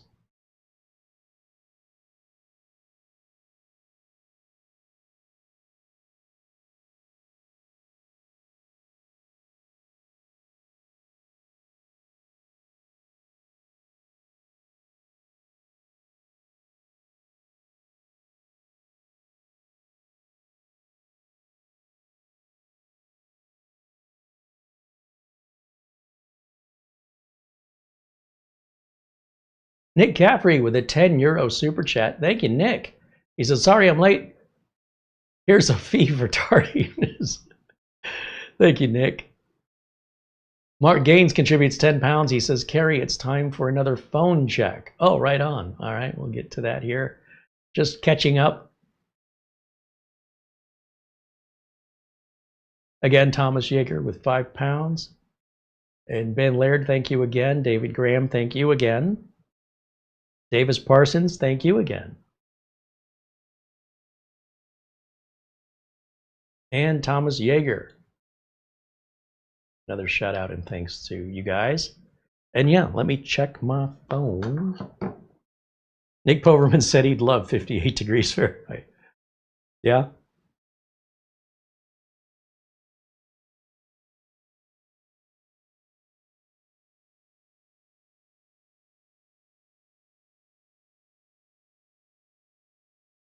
Steve Dodd sends a message to us and to Doug Betts.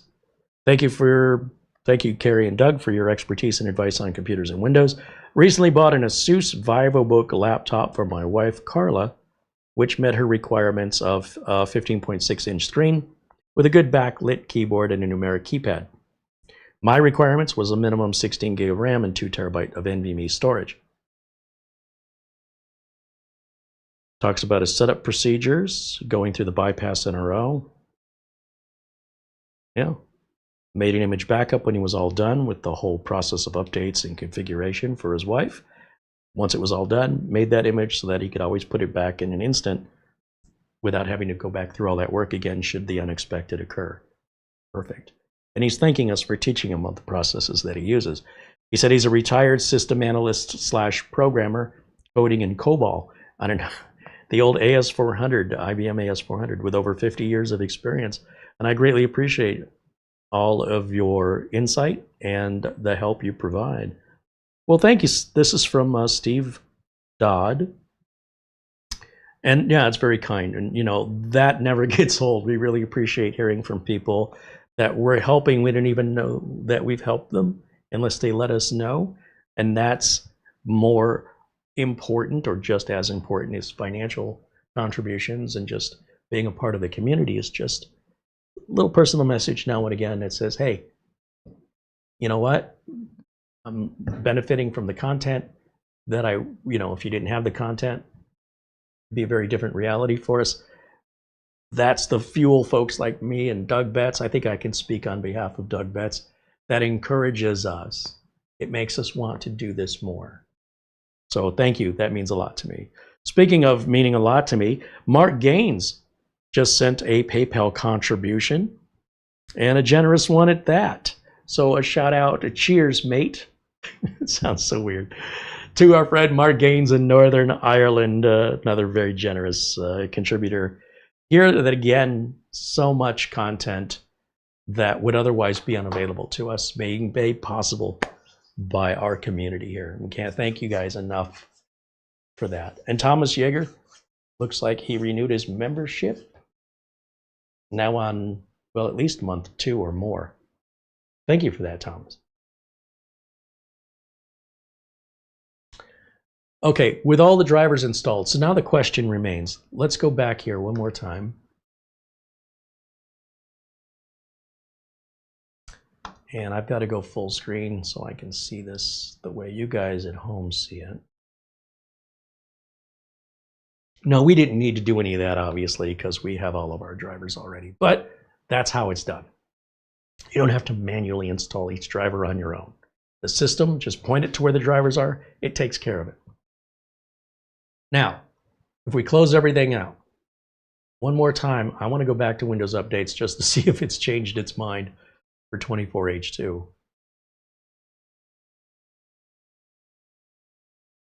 Now, I will tell you, the way that they're doing their default install is a little different than the way I do my default.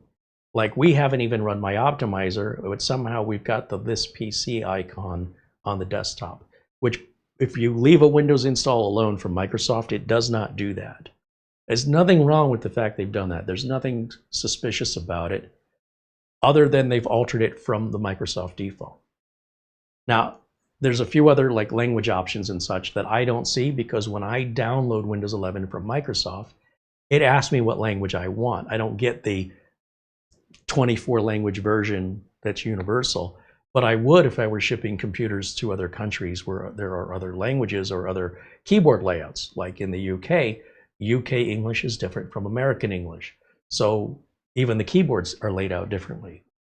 But I'm not selling computers to the UK. I don't need a UK version of Windows.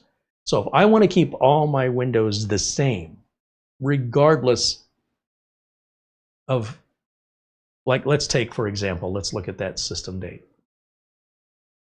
Go back over, right click and go to System. When I install Windows, I'm never going to have an installation date of the future. That's just not going to happen. And the reason that happened is the BIOS was set at that date when Windows was installed. So there's a little slop in the detail at the manufacturer. There's some slop there. It doesn't hurt anything. It's just not the way Mom does it. It's different. And again, I just got done complaining about how people don't like change. But in this particular instance, if it's no effort for me to put it back in a way that makes me comfortable, for my comfort, not for any technical reason, I can easily, reassuredly use my copy of Windows 11, reinstall, just nuke this whole computer out, do my own refurbishment on it so that it remains consistently the same as all the other technical work that I do, so that if this system gets sold or passed on to somebody who later has questions for me, I don't have to then remember, oh, wait a minute, this is a little bit different because it wasn't configured the way I normally configure. That doesn't mean it's bad or it's wrong, but it does mean for me to support it, it makes my job a little tougher because I'm not going to remember. I'm going to log in remotely and say, why is this setting here instead of over there? Why do I see an install date of 2047 of the year? A lot of this does not technically matter, but it does matter to me to be consistent, and that every customer, regardless of what their price point is, every computer is configured the same, and that way all the support is pretty much the same. The fewer surprises I get, the better, okay? So just to give us an example and any justification to even do this, what I'm saying is you at home don't have to do this. But if you want to, I'm going to show you how. It was a long way to say that. So what we're going to do, I'm going to take my standard Windows 11 installation media. I've got a quick video that shows you how to make one of these. We can plug it into any USB drive. Give that a second and we should see it appear. Usually it'll appear down here, or we'll see it up here. And I'm getting nothing, so let me just check my plug it back in again. There it is. There's me not plugging things all the way in. Those are some tight USB ports. They'll loosen up in time, but I don't want you to send something back because it's brand new and everything's real tight. So anyway, let's go over here and let's go to Windows Update. So Settings, Windows Update. Then we're going to go to Advanced Options, Recovery, Advanced Startup. I'll hit Restart Now and tell it twice I want to restart now. That's going to restart the computer into our Advanced Start menu. And one of the options on the advanced start menu is to boot from the external USB drive, so I do not have to go into the BIOS and make any changes. It's just a smoother, easier way. You can do it the other way if you want to. Speaking of the BIOS, can I get in there? Here's what the BIOS looks like if you're curious. There's not going to be a lot for you to change in here. Certainly, you're going to be able to change more than you could on, say, a Dell or an HP computer. But overall, and I can't recommend this enough, you leave it alone. This has all been tuned to give you the best performance in exchange for the most reliability and quietest fan. There are typically ways that you could increase the power and get a little bit faster, but it's single-digit performance improvements that outside of benchmarks, you probably can't tell any difference. And I just recommend you leave it alone. Everything's been set here active factory for a reason. And, you know, there's our NVMe information made by a company called AirDisk, whoever that is. And again, at this price point, you're lucky to, you know, get as much as we're getting for as little as we're paying. We can see Secure Boot's turned on. It's customized, all this other stuff. It's all standard Windows 11 requirements. We can do our boot option priorities here if we want to override the boot settings. Not every BIOS has a boot override. So like down here, our boot override is here. So if we just wanted to boot from our USB drive one time, we'd go to boot override. If we always want to boot from our USB drive first, then we would change it in our boot option priorities. Best thing I can recommend is just leave everything alone. So, but that's what it looks like. Since we just happen to be here, I'm just going to make sure our date and year are set correctly. You'll see the BIOS was built on November 6, 2024 at 10 p.m., I guess. But that's not the date Windows is using. The date Windows is using is down here at the bottom, which represents the correct date and time now. This would have been set to 2047, and that's how Windows 11 got that install date. So somebody at the factory just wasn't paying attention. Are they all this way? And does it matter?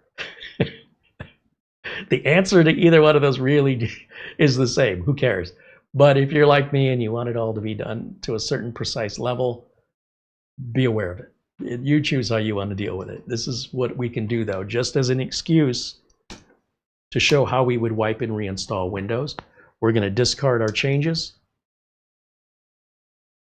Sorry, I want to exit, discard changes, and reset. Okay, now it's going to reboot and continue that initial reboot we started where we said we want the advanced startup menu. So that's going to come up in just a minute here, and when it restarts, it should restart off of my flash drive right here, not off the internal Windows 11. And you'll know because we'll get the setup screen. I also see F, whatever that said was a boot menu. That's a third way we can get to a temporary boot override. In Windows, there's so many different ways to do the same thing.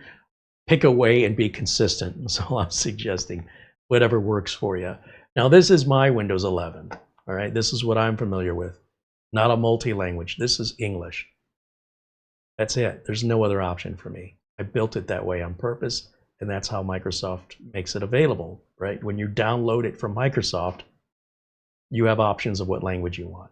For obvious reasons, English and US is what I only use. I hit next. I go through this as if I just built a brand new computer. Everything I do here is exactly the same as I've always done it. The only difference is when we get, like here, it wants a product key. I'm going to say I don't have a product key. Just ignore that for right now. We know we had Windows 11 Pro. If we don't have a product key either in the BIOS, if there's a product key in the BIOS, it'll skip and it won't even ask you what version of Windows you want. But because we know we had Windows 11 Pro, then we want to do Windows 11 Pro here. Then when we reconnect to Windows Update, it should recognize that this machine was activated before, regardless of whatever product key was used, and reapply the product key and reactivate the software. That's how Windows 10 and 11 has been working for a long time.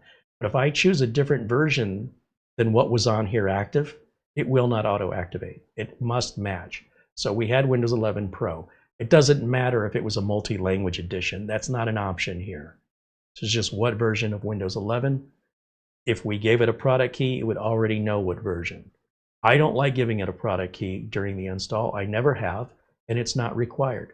But it is critical. If you want to carry over your previous product key, you must reinstall the same version. So it's either going to be Pro or Home in most cases. We're going to select Pro and hit Next. This is the same on a brand new build, by the way.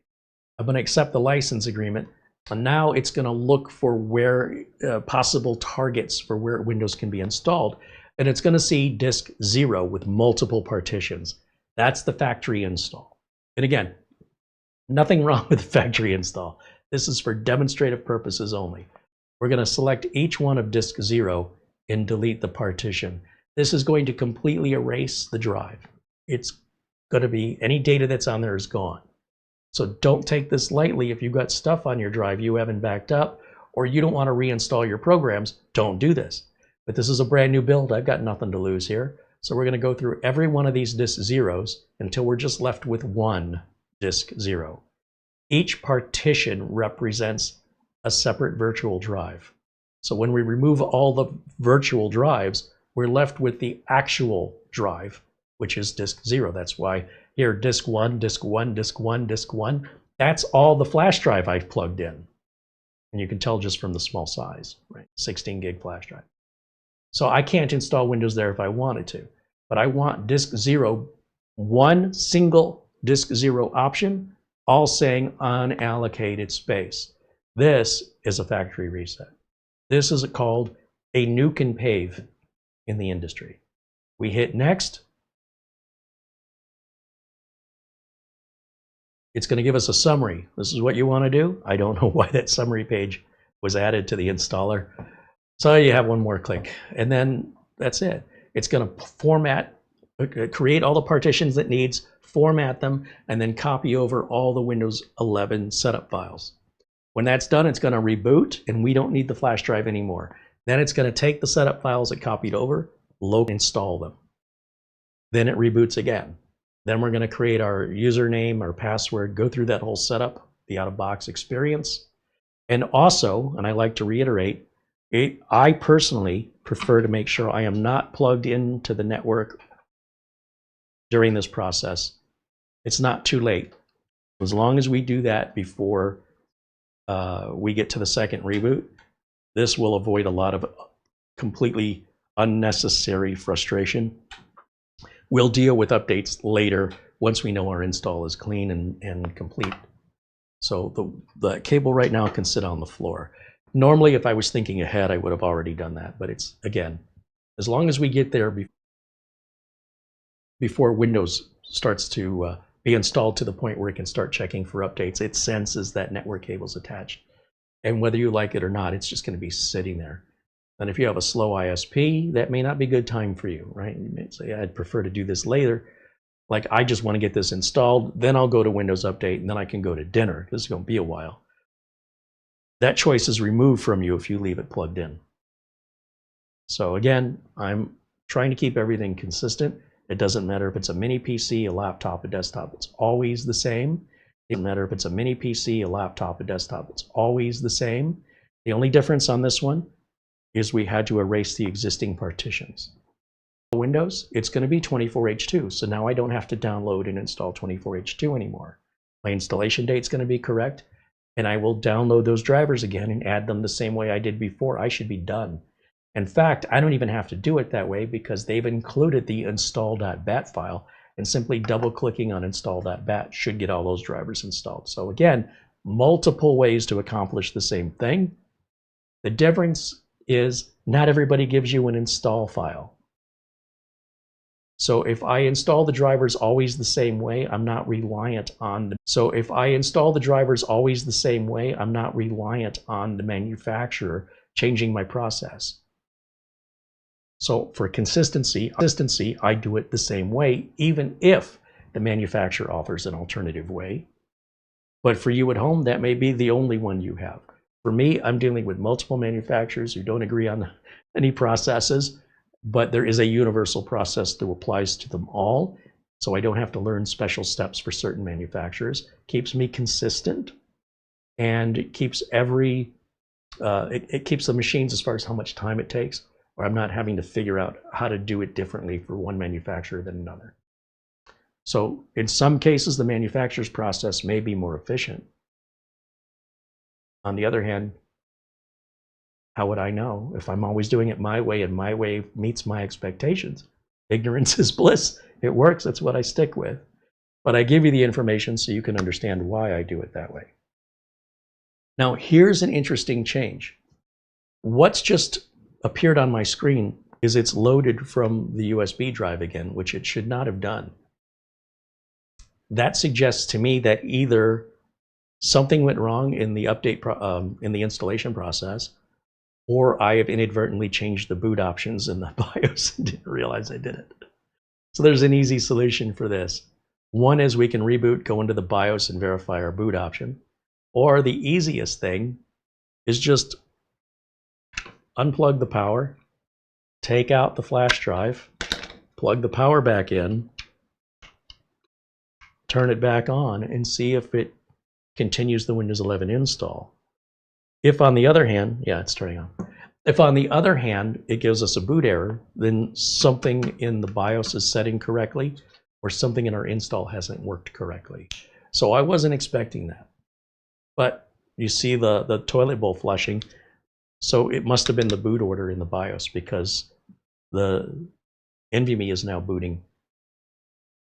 When it didn't have this as an option, it only... But the BIOS default should have been to take that internal drive first. So I must have inadvertently changed the order, and I didn't mean to. Another reason to just stay out of the BIOS. There's an example live on camera where I have somehow inadvertently changed it, and I don't know how I did that. But if I hadn't done that, we wouldn't have gone through this process. I caused my own problem. Not on purpose, but that's how it happens. So stay out of there. It happens to us all. Or if you're going to go in there, expect the unexpected. Whoopsie. We all make whoopsies. But just know where to point the blame is all I'm saying. All right. Folks are mentioning they're getting some stuttering and buffering on the video. We have experienced some drop frames here, quite a few. But right now the signal looks really good. So that may not be, there may not be much you can do about it. I think that's YouTube. That's between us and YouTube. But right now everything looks really good.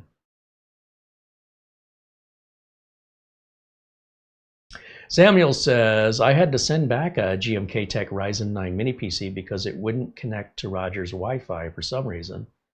Probably a defect, or it got damaged in shipping, and everything worked fine. Well, again, you know, when you're, he says he got it from Amazon Canada. There's no such thing as a Roger's Wi-Fi. It's just Wi-Fi. You could put Carey's Wi-Fi, or you could put Cox Wi-Fi. Or, there is no such thing. It's just Wi-Fi. So if the Wi-Fi is not working, one way you could tell would be to try a different Wi-Fi source, like a lot of smartphones have what's called tethering mode, and you can see if it, because if it works on the smartphone and it doesn't work on the router, it's probably a router misconfiguration. However, it's not your job to fix something, and I agree with you. If it doesn't work as expected, just send it back. Did you get an exchange, or are you going for a refund? I'm just curious about that.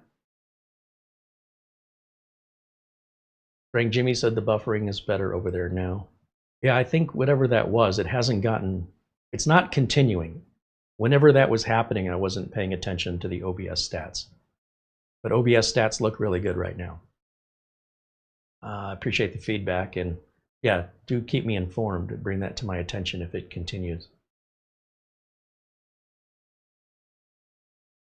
Now we're going for that third reboot, right? The first was booting off the USB. The second was installing Windows. And the third is, now that Windows is installing, this is the second half of the installation process, which is just tidying up the loose ends and configuration. And then it's going to take us through the out-of-box experience, where it's going to ask us, you know, the standard routine questions. Then we get to the desktop, then I can plug it into the network, then I can download the drivers, and then any updates for 24H2 instead of doing all the 23H2 updates or using the Windows 11 installation assistant to get around that. One way or another, you're going to be spending some time on it. Choose your path. Again, multiple ways to accomplish the same thing here. So let's go back through this process, and you'll see it's a little bit different on these screens. They just look a little different because I don't have an international copy of Windows 11. I have one specifically for the US. So while I still can change my region, all the defaults are going to be US. So just click yes. And a US keyboard, no secondary keyboard. It's going to look for the network. I'm going to say I don't have internet. I'm going to enter my name, user, just like I did before with a blank password. Location stays on. I'm going to say no on this and this, this, this, and this.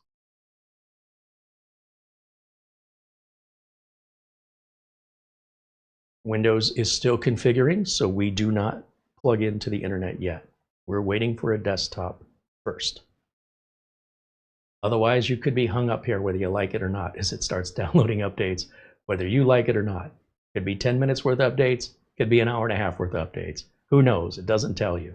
So for that reason, along with the ease of which I can create that offline account, there's no benefit to connecting to the network any sooner than that. At least from the way I see it.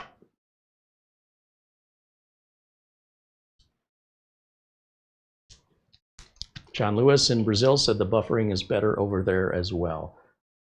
Yeah, it seems like it's getting better over here too. My OBS stats are moving. The drop frame rate percentage is going down. So that means we're putting out more frames that aren't being dropped. So that percentage moves the other way. When more frames are being dropped, the percentage moves up of dropped frames. And we're sending out 30 frames a second, as you can imagine, on a 3-hour video, or 2.5-hour video so far. That's a lot of frames. So when it glitches, you'll get like a bunch of drop frames, and then hopefully it overcomes the glitch and then smooths out. I think that's what's happened. Now we're at the desktop. Now we can plug the internet back in. Now don't worry about your activation and stuff like that yet. Let's just plug the internet in one thing at a time. Once I plug in the internet and it establishes with an IP address with my router, you'll see a bunch of the icons on the start menu start to populate. Now, it's possible that the driver this requires, because it's a 2.5 gig network connection, may not be defaulted in the Windows 11 24H2 installer. That's the downside of getting a more advanced later technology, is it may not yet be adopted into the Windows 11 installer. If that were the case, I would go to another computer, go download that drivers folder and copy it to a flash drive, and then just put all my drivers in now. But as I mentioned, there's always multiple ways to accomplish a task with a computer. It's not just one way. The way I like to do it is I like to grab a USB to Ethernet network interface card anytime this happens. And I plug the network interface card into any USB port, and this network interface card is about $15. And I can use it forever and ever and ever, unless I break it or lose it. I can move it from computer to computer to computer. And what this does for me is this gives me the built-in driver from Windows 11, and I plug my internet in here instead, just for now. I need my internet so I need my network card driver to get my network card driver. So we have to use a basic network card at first. The fact that that start menu just populated tells you we just connected to the network. We are now on the internet. So activation couldn't even have been possible before this. Now, once we're on the network, we can do a couple of different things. The first thing I want are my drivers. So if I had gone online and backed those drivers up onto a flash drive, I could have done that instead of this. But now that I have this, I can go back to, let me go full screen. Let me turn off camera one for a second so you can see this whole process. I'm going to open up Microsoft Edge. Well, actually, let me check my install date since that was bothering. Right click, let's go to System. Let's see, when was Windows installed? 2047? No, 2025. That's the way it should look. Again, it's a nitpicky little thing, but it was bugging me. If we look in the device manager, we're probably missing a bunch of stuff in there, right? Right click, device manager. And give that a second, and you'll see there's a couple unknown devices. Yeah, we don't have to worry about what those are. It doesn't matter. All we have to do is go back to Microsoft Edge. Remember, this is starting for the very first time on a drive we completely nuked and reset with a clean install. So we have to go through all this again. And then I'm going to go to Google because I like Google search results better than Bing's.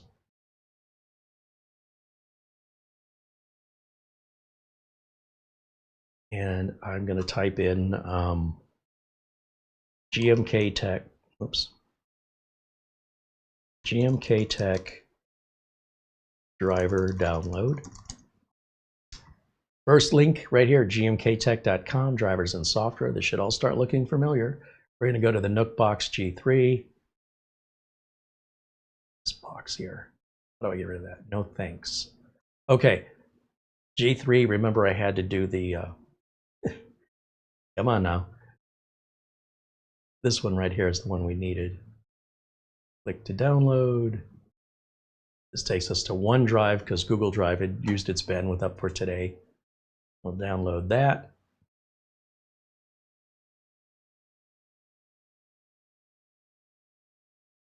The 1.7 gig. This is just a repeat of what we've already done in a real world example of what we would do if we weren't prepared.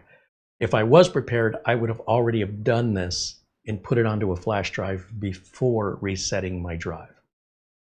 But for whether you didn't think about it or circumstances led to a situation where you weren't prepared, for this reason, I recommend you download the drivers and put them away, because when that unexpected thing happens, you won't be in this position I'm in where I have had to plug in a USB to network adapter to get my network drivers, or I would have to go to a different computer, download the drivers on that computer, and then put them on a flash drive. If I made it part of my process when I got the computer to back up those drivers and have them and put that in a drawer and hope I never need them, best case scenario. Worst case scenario is you do need them and you don't have a network card USB interface. Well, just pull that back up with the drivers out. What's happening, Mara? A lot of traffic today. Check your email again.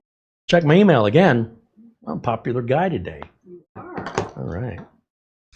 Well, it's good timing because we're here waiting on this download here, which is not indicative of my internet speed, but rather of Microsoft's OneDrive is probably getting hammered. They're not the fastest. So if it is a little slow, it may not be your internet service that's slow. It just may be the server you're talking to, especially when it's a free download service like this. They're not usually the best. They're the best for the price, though. All right, checking emails. Oh, our friend Mark Leibowitz sent an Amazon gift card. He says, I'm a little late with my birthday gift. Happy belated birthday to Mark Leibowitz, he says. Happy birthday to me. And hope for many more years of channel membership. $61? Is that your age? Are you 61? For some reason, I was picturing Mark Leibowitz being in his 40s. Thank you for the Amazon gift card. Everybody say happy birthday to our friend Mark Leibowitz there in Chicago. Right on. Thank you, Mark. I also love hearing Mark's stories with regard to some of the problems he's had to resolve for customers. That never gets old. I love hearing those. And again, a thank you to Mark Gaines and Peter Laycock and Charlie Purdy for their PayPal and Amazon gift card contributions, in addition to their generosity in Super Chat and memberships. Well, I'll tell you what. It would be a very different channel without the support of our members. I cannot emphasize that enough. I can't even find the words for it. But again, happy birthday, Mark Leibowitz. He says, how I wish I were still in my 40s. Mark, I wish I was in your 40s.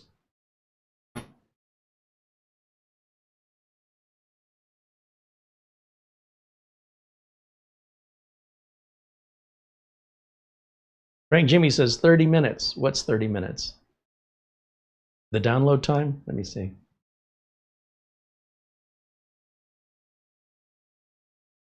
Every time I go to look at the chat room, I have to make the main screen smaller so I can't see what you guys see.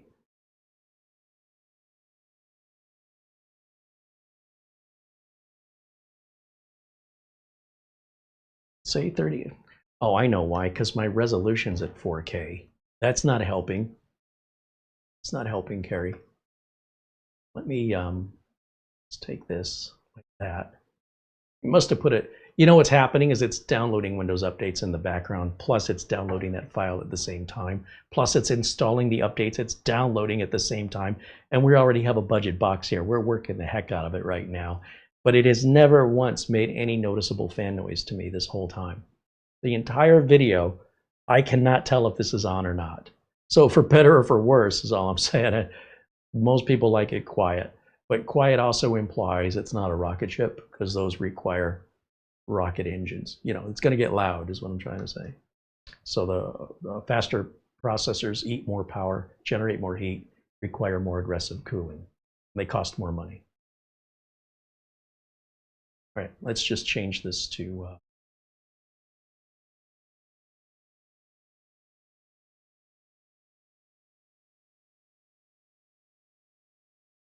display 1920 by 1080.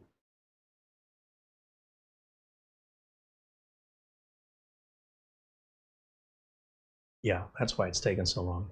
And then I can also do those same things here with edit the power plan. Now my power plan is going to be different. Here it says turn off the display after 5 minutes, put the computer to sleep after 15.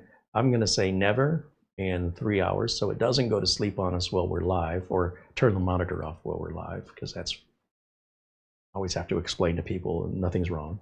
And then I turn the those taskbar widgets off. We'll right click on taskbar settings, turn those off.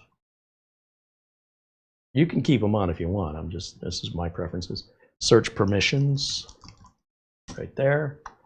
Last option, turn it off. Gets rid of that cartoony thing down there. Close that. We'll go over here to downloads and see what's happening.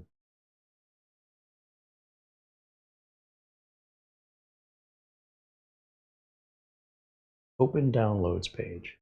There, now we got a bigger screen. 22 minutes left. Oh, hey, okay. So, another reason why it's good to have done this beforehand. You know, I could have taken a minute and copied that file I previously downloaded. This is bad planning on my part. Again, it's more user error. It's not a Windows problem. This is a user issue. And it just so happens, I think I have a copy of this download. When I was getting ready to film for today, I was checking out the support page, making sure the links worked. And I don't think I deleted the files I downloaded. So if I step in the other room, yeah, let me check real quick. Let me step away. I'll be right back.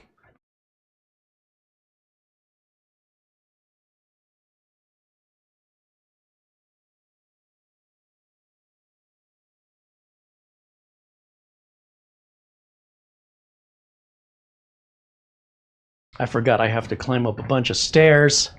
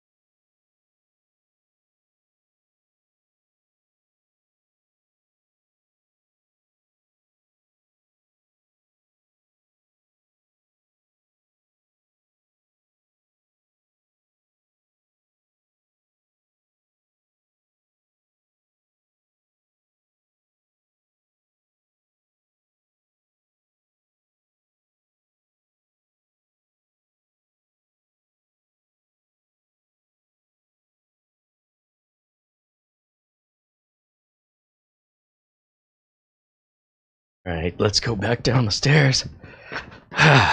Get my exercise in today. The office used to just be down the hall, but we've had to clear everything out for the renovations and everything's been moved. So while I was away, I figured, well, we're just waiting on a download anyway. Here's what I can do. This is my Windows 11. Let's get rid of that. Let's get my Windows utility drive here. And without interrupting what we're doing, let's plug that in.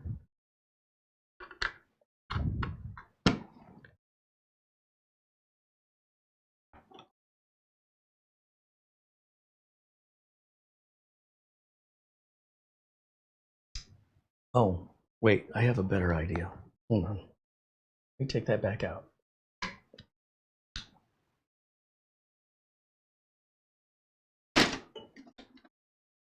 Backup idea. Hold on one second. We're still waiting on the download anyway. I'm just hoping I can speed this up a little bit over here. Behind the scenes a little bit.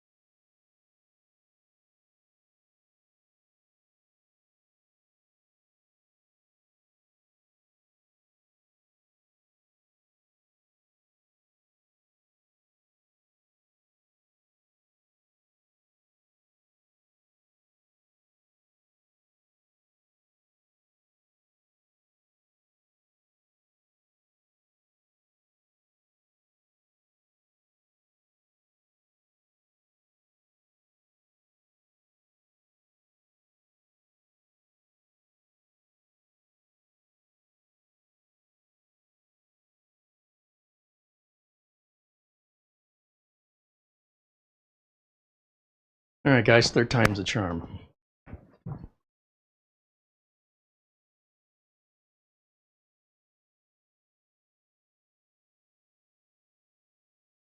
Let's see if this will work a little better for us. As far as time, it's the same file, just copied off the machine from upstairs. See what happens. Right click, full screen. Okay. I guess I can just cancel that. Forget it. Let's close that. Go here. Go to my flash drive and just drag this bad boy out of here.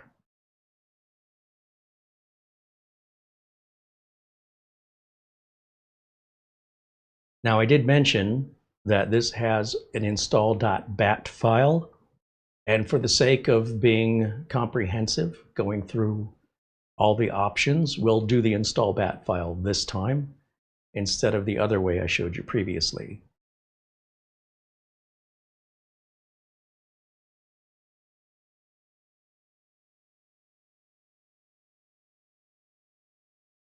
Where is my... Those are view options. I don't want view options. I wanted, oh, I guess I got to click on it first. Right click. No.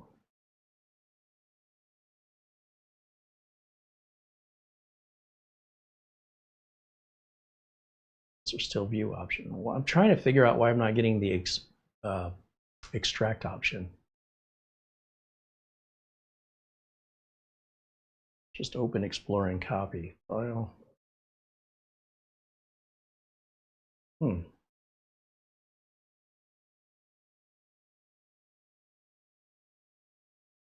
it.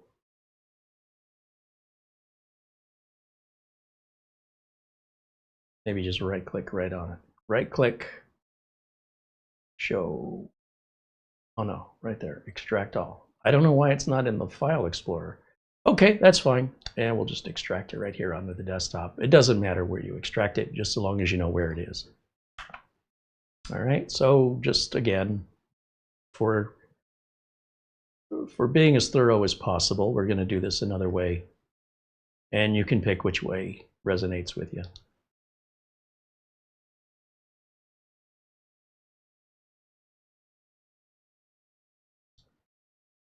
So this should be our extracted folder now. See, this folder has a zipper on it. That's the zipped. This is the extracted. We want to use the extracted. I imagine we want to run this as an administrator. I don't know if it's required, but it can't hurt. So I right-click, choose Run as Administrator. And more info, and run anyway.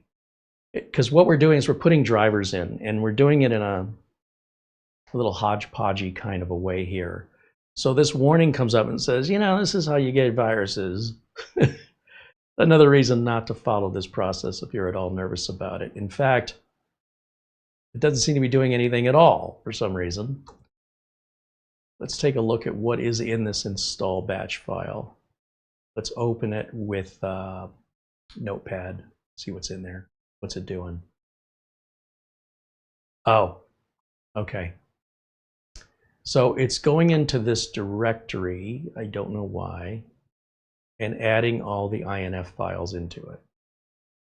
Using the plug and play utility command to add these drivers.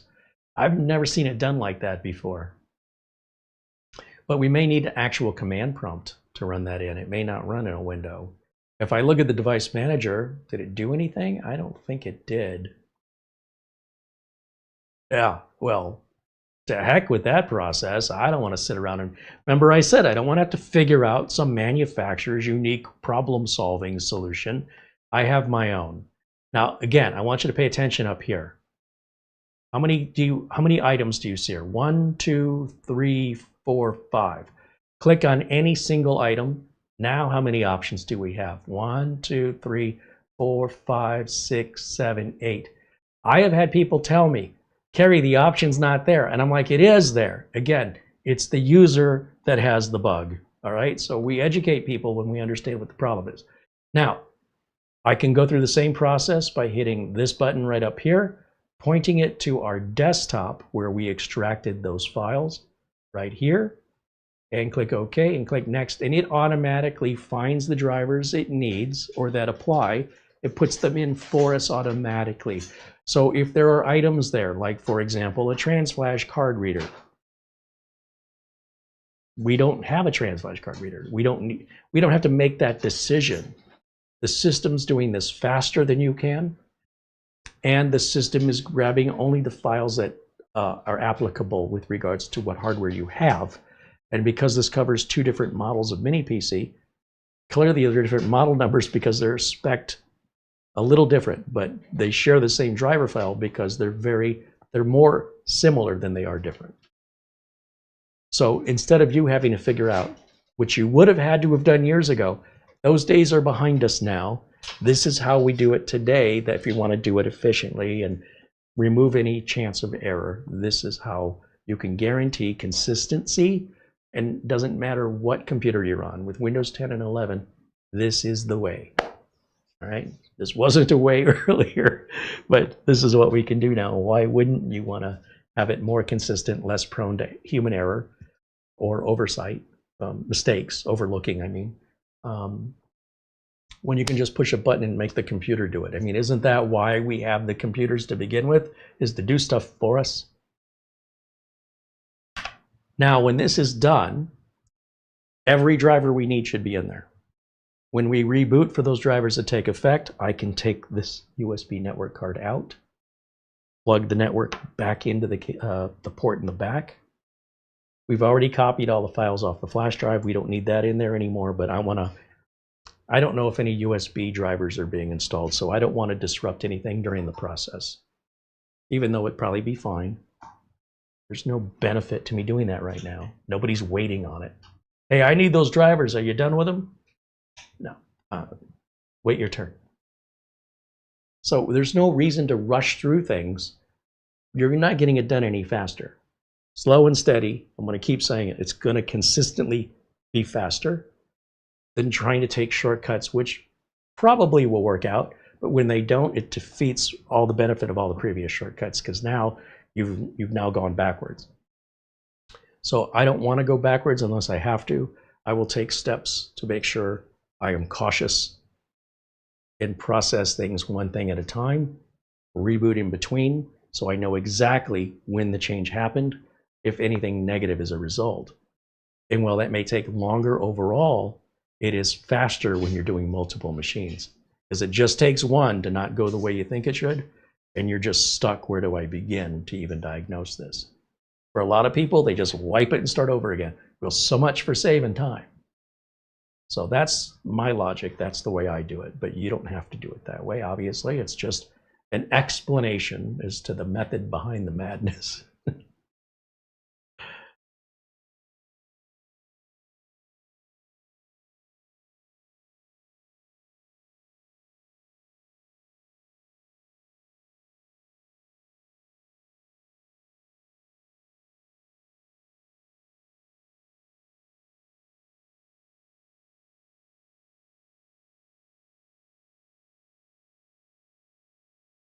Did we get them all? Right click, screen. Yeah, close and restart. While it is restarting, I can just go ahead now. Now I can unplug the adapter, plug my, and by the way, I'm not racing, but you know, might as well do it now. Set that back on the floor where it goes right now. USB drive. Oh, wait a minute. That's my drivers. I'm not keeping that. For the cost of a USB drive, just to download your drivers before you need them, put them on a flash drive, put them on some external storage, put them on a backup drive that you should already have anyway. They're free, and grab them so that when you need them, if you need them, you already have them. And you don't have to go around this workaround. Okay. Now with that, if we look in our device manager, right click, device manager, everything should be happy in there now. What a shock. Who would have thought? Now I can hit Windows Update and grab any updates that are missing for Windows 24 H2, which keeps us current. All of our drivers are installed, everything's happy. I can turn this feature back on. I can go back under Advanced Options, and again, just like I showed previously, turn these on. Optional updates are 0, and then just back. And there we go. We're downloading and installing much fewer updates now. But bear in mind, if it says cumulative on the update, it's going to be a while. Even if it's a small download. I don't know what Microsoft is doing, but they sure are taking their time on that install. And that's normal. It's not on you. It's not your internet. All right. That's it. We just passed the 3-hour mark. So I've accomplished what I feel is a very thorough process of a reinstall of the OS, the differences in the OS, the date and time. I don't see anything here that changes my opinion that this is a great buy. I still recommend it, and the reinstall is not necessary. Just one way or the other, you're going to be spending time on Windows updates, or you can use the Windows 11 Update Assistant to get you to 24H2. And in my opinion, once again, you should be getting that machine fully updated before you start to install one piece of software or any printers. None of that until you do all this first. Once all that's working and you know you have a stable foundation upon which to build upon, then set up your email and your printer in whatever order you want to do that in. All right. Otherwise, keep it unplugged, because it's all future diagnostics when things go wrong. One thing at a time. Make sure it works. Move on to the next thing. If possible, reboot in between things. Make sure it still boots okay. Slow and steady. Then you're going to have a nice solid foundation. Once you get it all done, make an image backup of it. You'll never have to do that again. Well, at least not until you have a new image to back up, which may be 25H2 sometime in the fall. Other than that, it's a fully capable machine. It's very quiet. I don't recommend trying to upgrade these. You can. I don't recommend it. Just buy it with the specs you want. It will save you money, and it won't open an opportunity for inadvertent damage over a very simple upgrade.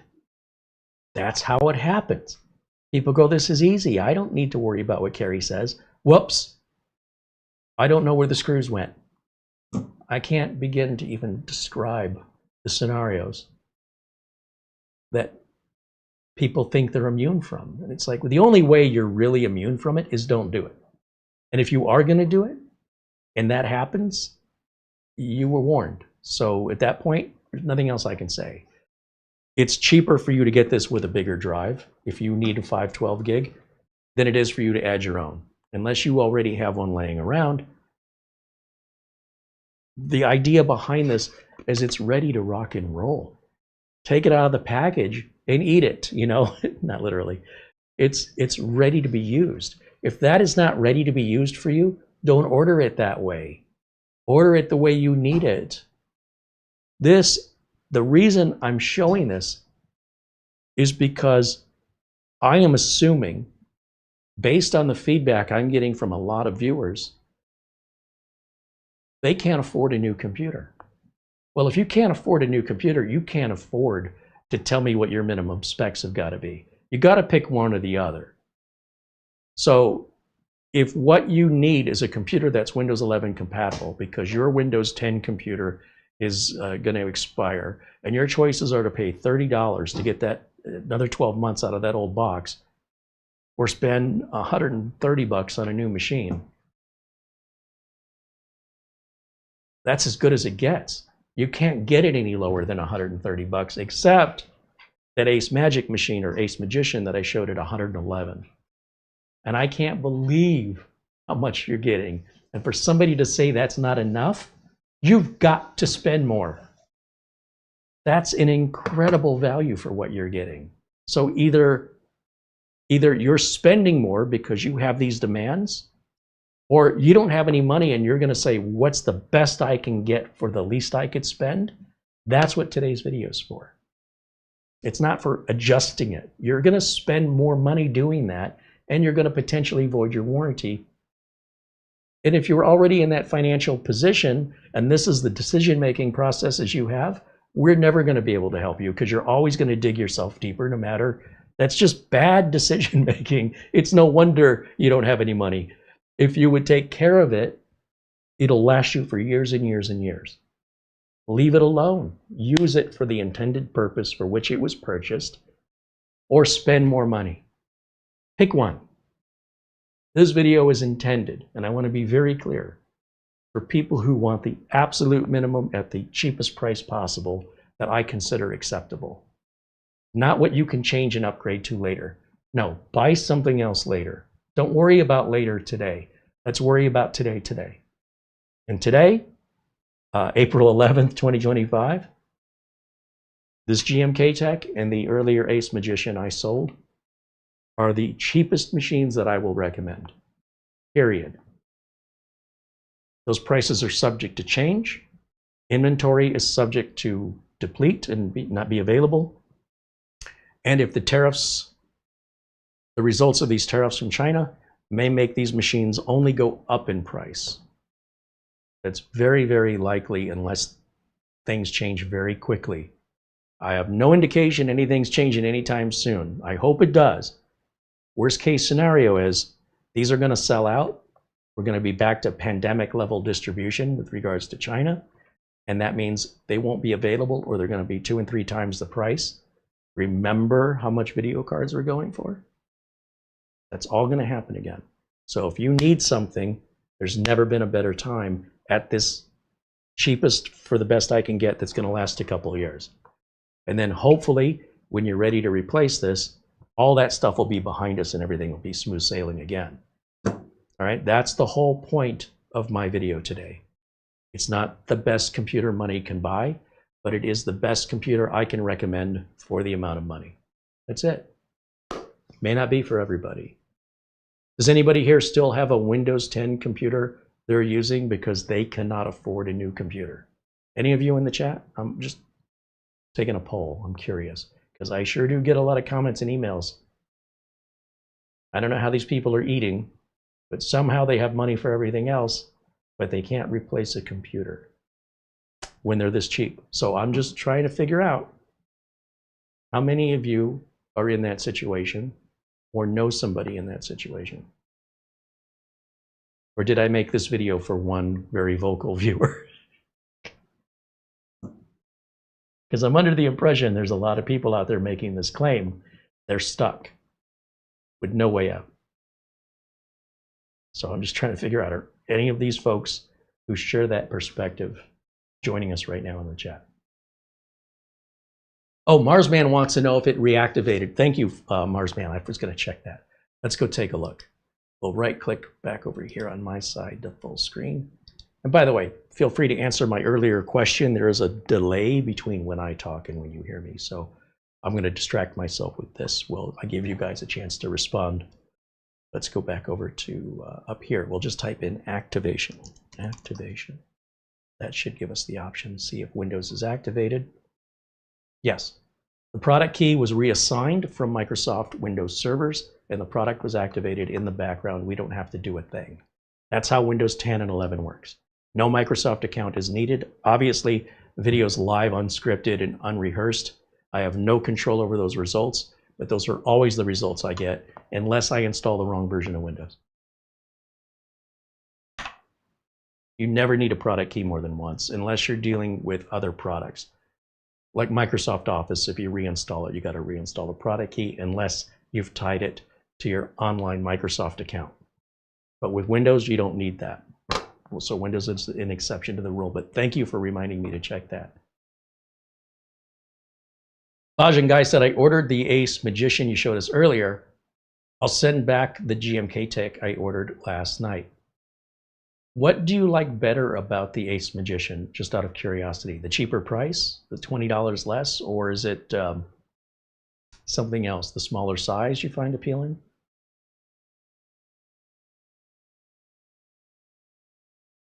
Everybody says they're running Windows 11 already. Tony's RC said he still uses a Xeon E5. Okay. Patrick T says, I'll be able to afford one in the future if I can get my real-life family to not order DoorDash so much. The household desktop with Windows 10 is from 2011, and a gaming laptop is still running Windows 10. See, that's really fascinating to me because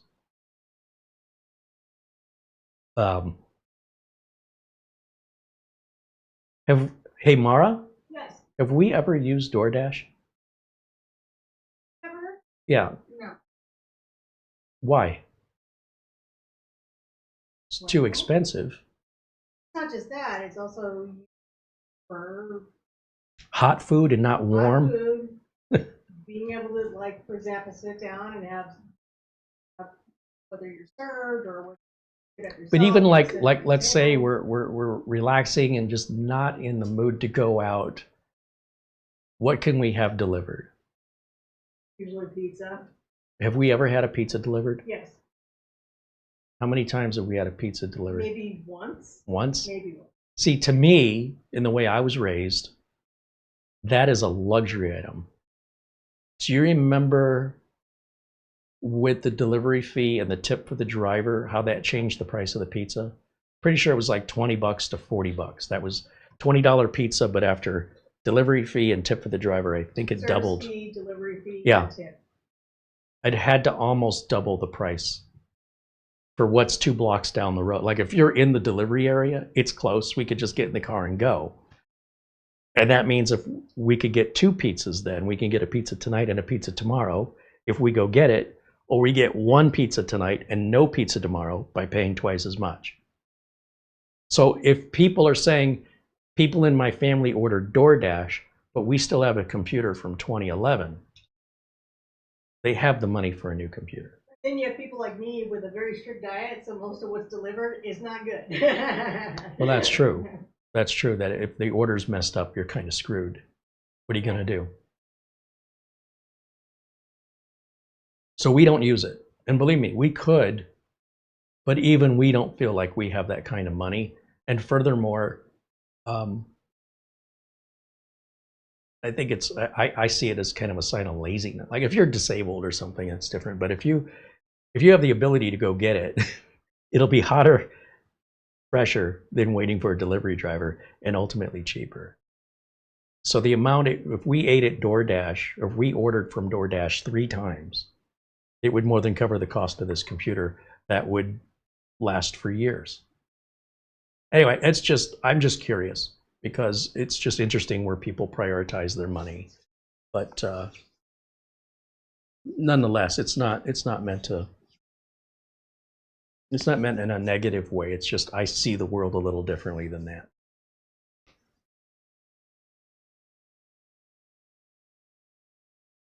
I don't even like ordering delivery like direct from any company, even if it's no third party, like if it's not Uber Eats or DoorDash or Grubhub, just the company itself offering delivery.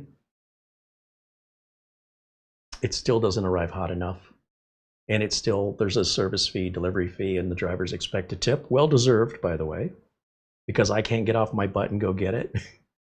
Now, if it's coming from across town, or if I have to order it and have it frozen and shipped from another state, like let's say I want a deep dish Chicago pizza, authentic, not in the frozen food section of the local grocer, but actually from the restaurant in Chicago that flash freezes, packs it in dry ice. Of course, I'm going to pay more for that, but that's a real special occasion type deal. And on top of that, it's still cheaper to do that than to get a plane ticket and go to Chicago to have a pizza. Like comparing the price of either driving or flying to what it's going to cost to have it delivered or go without. But that may be like a once a year thing I splurge on for something from Michigan. Oh, I know. I ordered some cherry flavored barbecue chips that I found in Michigan last time we were there. They're not sold in Arizona. I found them on Amazon for $12. Now, $12 is a lot of money for a bag of chips. However, they're being shipped to my door from 2,300 miles away. There's no cheaper way for me to get them. And that $12 it's a luxury item to me, which really isn't a lot of money, but for what I'm getting, it's a little pricey. But I can't get them anywhere else. And if I want them, and I don't want to get in the car and go get them, because that'd cost me a few $100s in gas and hotels. Seems like a reasonable price to pay, and I'll get it out of my system. Okay, that was good. Maybe another year. So that's why I'm curious how people say they can't afford it. Like, how are they eating, you know? John Williams said DoorDash delivers McDonald's. I'm just as shocked about that as anybody else. The only thing is, I'm wondering, are people using like food assistance vouchers from the government to pay for this? Or is it really their own money? Like, do the people who work at McDonald's as their only source of income order any food to be delivered via a food delivery service from another fast food or even the same fast food chain? They probably can't afford that. And what's worse, the food's not hot. I don't care what people say. I can go to McDonald's and get a burger and nuggets and fries, and it's hot and fresh. And if it isn't, I just take it back to the counter. Hey man, these fries are room temp. Give me some new fries. Cost me less. I get the food quicker. And if there's any issues, I deal with it right there in the store. Oh. All right, we're ready for a reboot here. Let me go back over to the chat and take a look.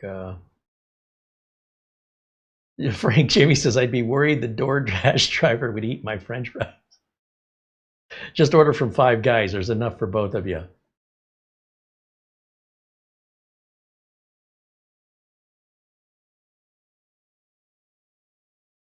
Patrick continues on. He goes, we don't have delivery here, so we either have to order DoorDash or go to McDonald's, Taco Bell, Pizza Hut, sub sandwiches, and sometimes use my money to do the delivery.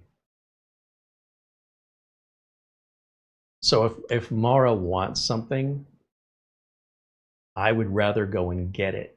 Like if she's like, oh, I'll just order this delivery. No, we're not rich. So I can get in a car and push a pedal and turn a wheel. That's not very hard. I can drive the 2 blocks to the place, put your order in and get it. Sometimes she calls it in and prepays for it. She likes a place here called salad to go. Like there's not anything on the menu I would eat. But she'll put the order in and prepay, and we just go through the pickup window. We don't even have to get out of the car. Pick it up. No reason to have that delivered. And by the way, it has to be a specific way, right? So she'll check it while we're at the drive-up window to make sure that they haven't put something on there she can't eat. So we have an opportunity to hand that back if need be. Say, you got to fix this, which very rarely happens, but just not an option with delivery services, or it's way more complicated.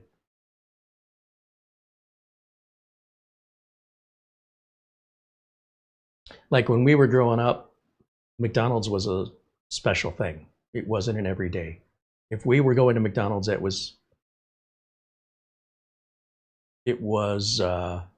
normally we ate at home. So we're talking the 1970s. McDonald's didn't get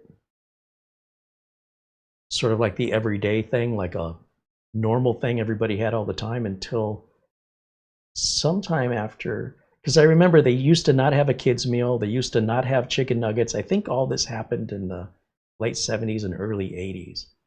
And then that's when suddenly eating McDonald's just became expected. But that was ingrained in me at a pretty young age that, you know, that was a luxury. So that's, you know, if you're wondering, I'm not just like cheap or anything. I just want my money to go as far as possible. I work way too hard to just give it away. Unless I know I'm helping somebody personally, that's a different story. Ben Laird said he's got a GMKtec, the G5 model. He says he's not had a problem with it.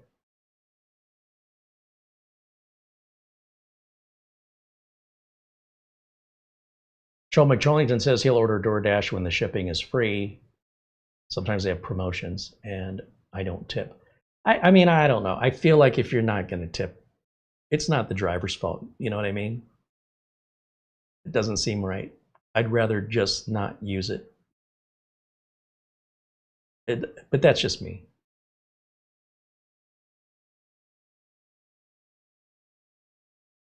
Frank Jimmy says he does a lot of in-app ordering and pickup at the store. Hey, I'm all for that. No problem. Sean Kelly says TPM has been annoying. How has TPM been annoying, Sean? I mean, having to enable an alarm on my car is annoying, and having to lock my doors is annoying, but I'm not doing it because I want to. I'm doing it because I have to. Like, if I don't do it, the consequences are far more severe. By making it easy for people to get into my car, even though it's not an invitation, people take it as invitation. If I drive with my windows down and I'm stopped at a light and there's, say, somebody homeless sitting on the corner begging for money, they think that's an invitation to talk to me. If the window's up and it's tinted, that conversation isn't happening. And it's so annoying to me that my window being down is somehow an invitation to engage. It is not. Leaving your doors unlocked is seen as an invitation to take what's in your car. Not setting your alarm is more of an invitation to make it easier because you don't want to be bothered. It's a hassle to have to lock things up. But we live in a society where if you don't, the opposite hassle happens, where now things are being taken from you. And online it can be personal data or your identity that only you value, by the way. Doesn't affect anybody else. If my car gets stolen, that has no impact on you. So I don't do that because I enjoy it. I do it because I don't want to have to buy another car. I can't afford it. I need to take care of the one I got. And I got to make sure I roll those windows up and lock those doors and set that alarm. Even if I'm just getting gas at the gas station and I need to go into the store that's 20 feet away, in Phoenix, lock that door, roll those windows up. Because the minute, and I assure you, there's plenty of news items you can find here on YouTube. Somebody opens their car door and leaves their engine running. They got a baby in the back seat. They want the air conditioning to run because it's 110 degrees outside. They're filling up the tank with gas, and as they get out of the car with their back to the car, walking to the pump, There's another person coming out from behind another car, slipping into the driver's seat and taking off with the car and the baby. Because you just left the door open and the engine on. And if you didn't do that, your car wouldn't have been taken. That doesn't mean it's their fault. But they could have prevented it. But it's a hassle. Welcome to TPM.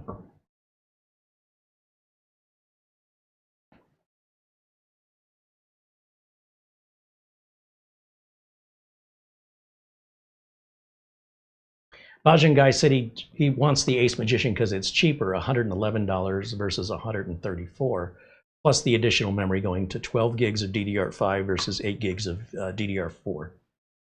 Solid logic, sure.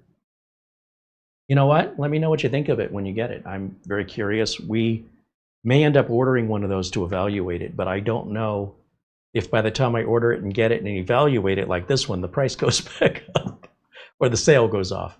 But these have gone off and on of sale constantly. So I expect the $10 off coupon to come back. I just don't know when it comes back and how long it stays back. Usually within a matter of a day or two, it'll be back. That's what the pattern has been. I have not seen them sold out yet.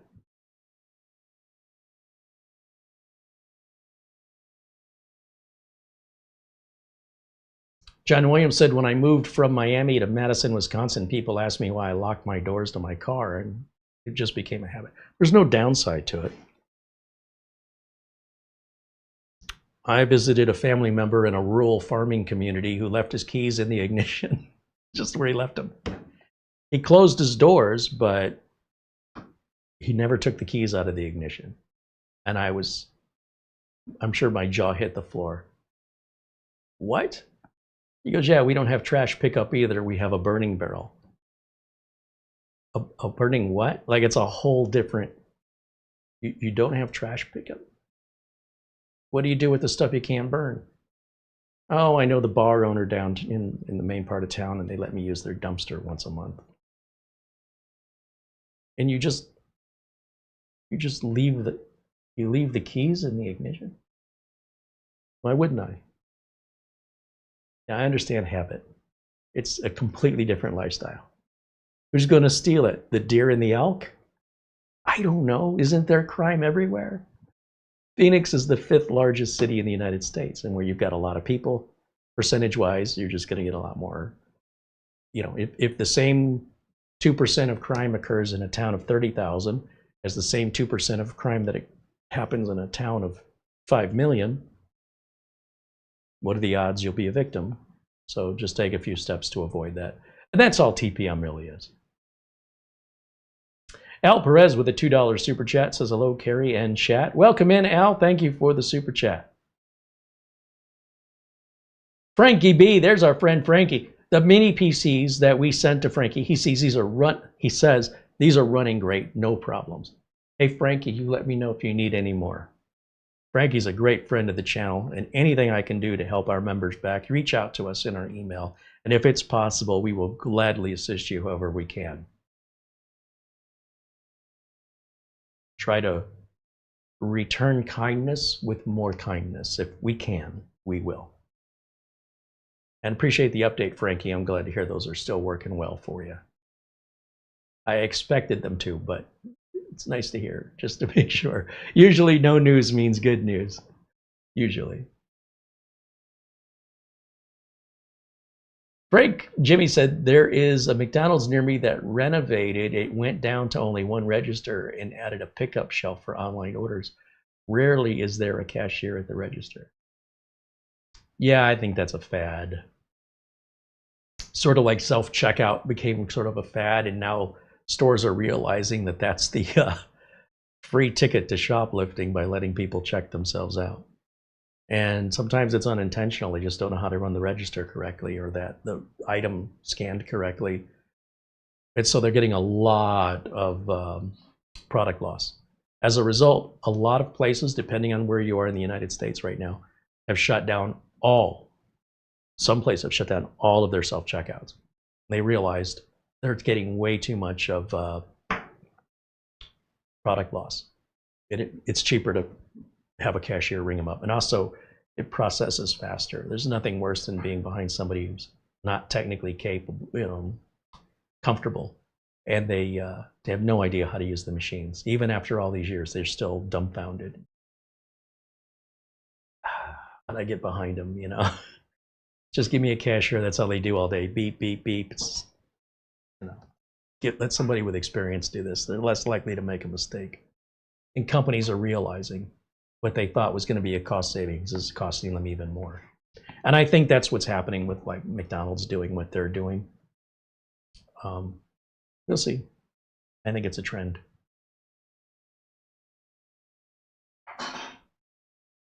Frank Jimmy said, when I worked in corporate America in New York, I'd stop at 7-Eleven for a coffee. Unbelievable how many people would run into the store and leave their cars running and unlocked. That's a car thief's dream. And especially if you're talking New York City. If it's upstate New York, if you're up around, Buffalo, Canada, probably nowhere near as bad. But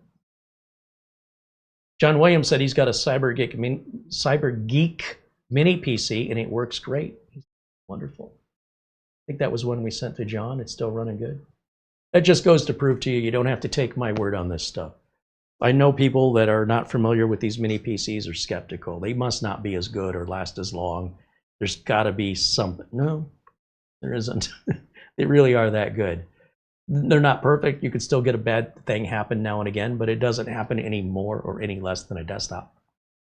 They cost a lot less, take up less space, they require less power, and the need to upgrade them is really removed because those days are kind of behind us.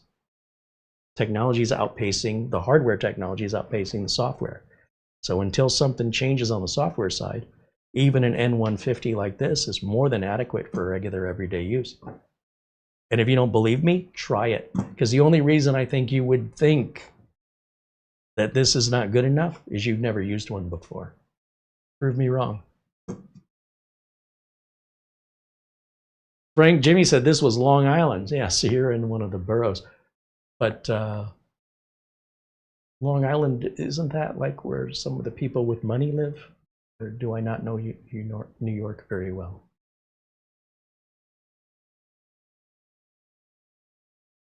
Ben Laird said, when was TPM introduced to motherboards? It must be a few years ago. Well, there's two different kinds of TPM. There's a physical TPM that can attach to a board as like an add-on piece, or there's a virtual TPM that's built into your CPU. And they're both equal. There's no reason to add TPM to a motherboard if your CPU has a TPM built into it. TPM was added to the CPUs right around 2015. So any CPU that was designed prior to that likely does not have the TPM built in, and it would require, for Windows 11 on the TPM side of things, it would require an add-on TPM module. However, Windows 11 needs a lot more than just TPM and Secure Boot, by the way. Windows 11 needs some instruction sets in the CPU itself, which even if the CPU has TPM and even if the CPU has Secure Boot options, even if it has UEFI and all that other thing, if it doesn't have the instruction sets, and again, you can look at the Windows 11 requirements page, Microsoft details this.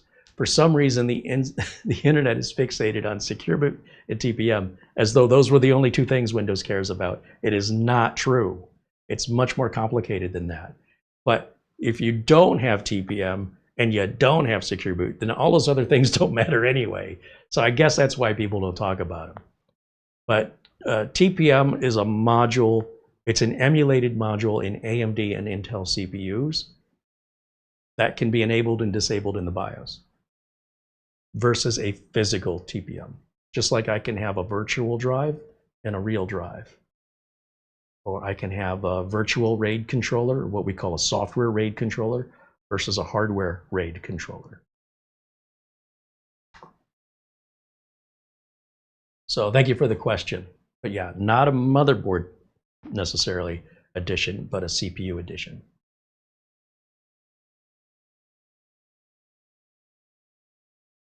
Any last questions? We have a long show today, but It's been fun hanging out. We've had a lot to talk about. We're about 3.5 hours into today's show. And given that there was not a public show this whole week, I thought I'd try and make it back up to you with a little bit longer of a show, so long as you guys wanted to engage. What's up? You haven't crashed at all? Yeah, I've crashed the live chat. Yeah, 2 or 3 times. No, I just hit refresh, and it's not that big of a deal. It's just pain in the butt. Yeah, I kind of expected. It's not a question of if, just when. Yeah. And the refresh button's one click, so what? I'm too lazy. Better get DoorDash. Have them click the button for you. $40. Sounds like a deal. Even if DoorDash was the same money, I wouldn't buy it because the food's still not as hot. I want to eat when I want to eat. I don't want to wait for some random driver to show up. Did I invite you back here? Yes, you did. I did. Hi, everybody. I just figured I'd come on and say hi. You've been at this for a very long time. Well, waiting for Windows to install, showing the different methods, showing the different drivers. Oh, you did a beautiful review on this. All right. Well, you could have said that. I am saying that. You could have started with that. Yeah, this is pretty cool. You hear it? No, not at all. Put it to your ear. Can you hear the ocean? Right. There's a slight, if you listen real careful. Very, oh my gosh, minimal. Yeah. Minimal. Should I open it up? Maybe in part 2. You know what? You want me to wrap this up today? You don't have to. I mean, it's just right here. I don't know how long we're going to be able to retain our audience. Oh, we have an audience? I was doing this for me. Oh, that foot does not want to come off. Oh my gosh. Yikes. Yeah, the sticky stuff wants to stay stuck to the... There's no screws under it. Oh, there's no screw under it. Oh, well then how does this open? Well, that's good. So don't take the feet off. Yeah.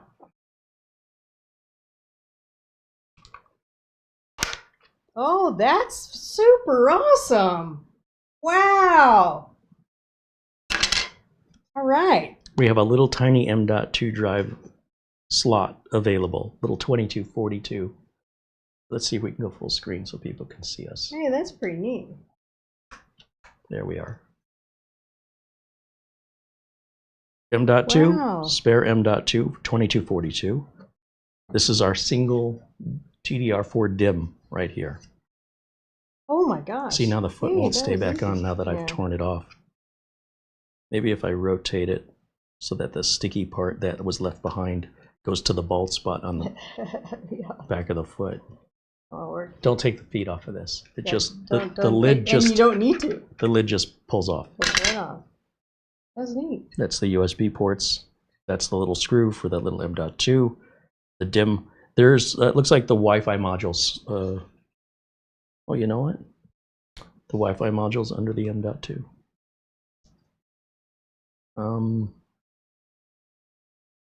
Let's hit the power button on that. That should cycle it down. Let's see. Yeah, that cycled the power off. So I'll pull this plug. Pull this plug. Let's just take everything off here. Let's see what's underneath this M.2. You're leaving me? I'm going to allow you to continue your fun. Bye, everybody. Back to work. Yeah, back to work.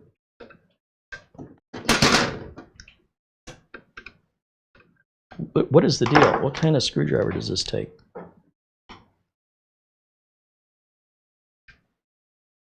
Even my JIS driver is not fitting on here.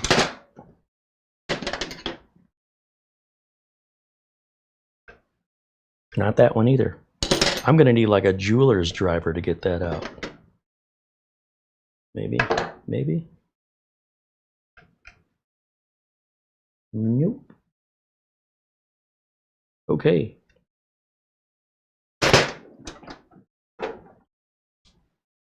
Jeweler's screwdrivers. I think they are. Where did I put them?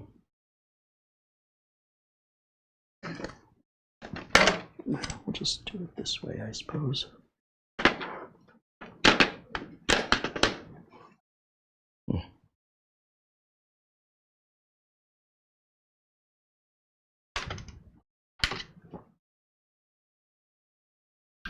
That one fits.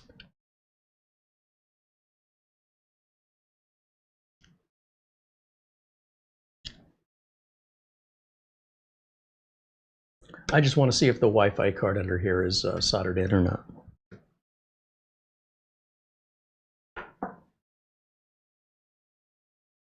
Aha! It's available. Look at that. So if I bring this up to the camera, I can show you close up what I'm looking at. So underneath the M.2 drive that was here is our BIOS battery, CMOS battery. This is our Wi-Fi card. You can see you can swap it out if you want to upgrade the Wi-Fi. Right there. This is a little M.2 drive. You see the screw. It's pretty close. So it's just a little 2242 is what it'll fit. And then this is our single RAM slot. These type of CPUs, they only accept single channel RAM, and they're limited to a 16 gig maximum anyway. Intel limits them. That's how they make them cheaper. Interestingly, this calls this a G3 Plus. I don't know why it says G3 Plus. And all the way around. And the lid, if you missed me putting the lid on or taking the lid off, it just snaps apart. That would have been nice to know 3 hours ago, huh? Just like that. So if you want to open it up, just get a fingernail underneath there. There's no wires or fan or anything to worry about breaking or damaging. And then the SSD that's in there is exactly what Crystal Disk Info stated, which is the air disk, whatever that is. But a standard 2280.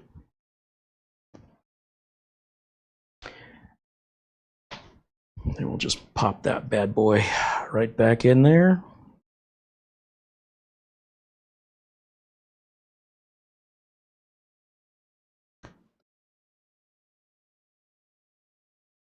Well, I advise against upgrading these machines. I ain't your daddy. You want to get in there against my advice, that's how you do it. I'm not here to withhold any information from you.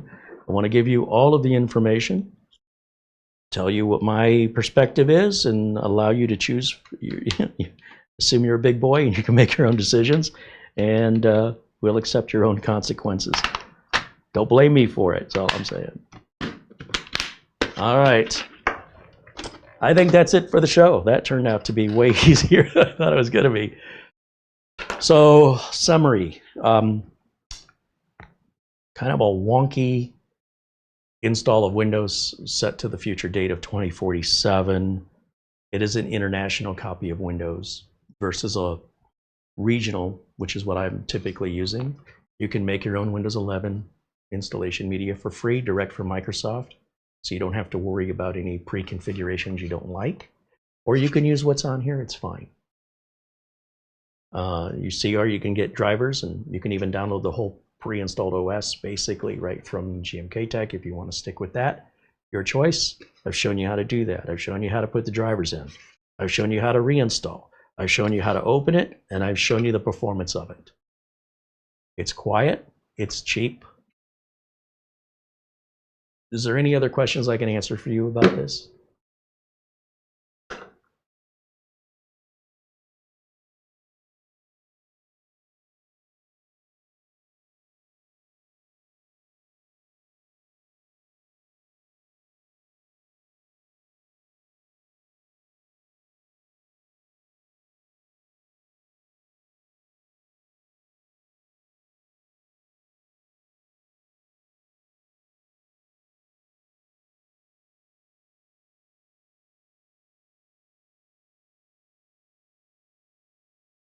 Frank Jimmy says Long Island is a lot bigger than it looks on a map, so there's a diverse culture and economic scale from different neighborhoods. Generally, North Shore homes and out east are the rich people. Oh, okay. Wasn't it like the ferry that Colin Jost and Pete Davidson bought that went from Long Island?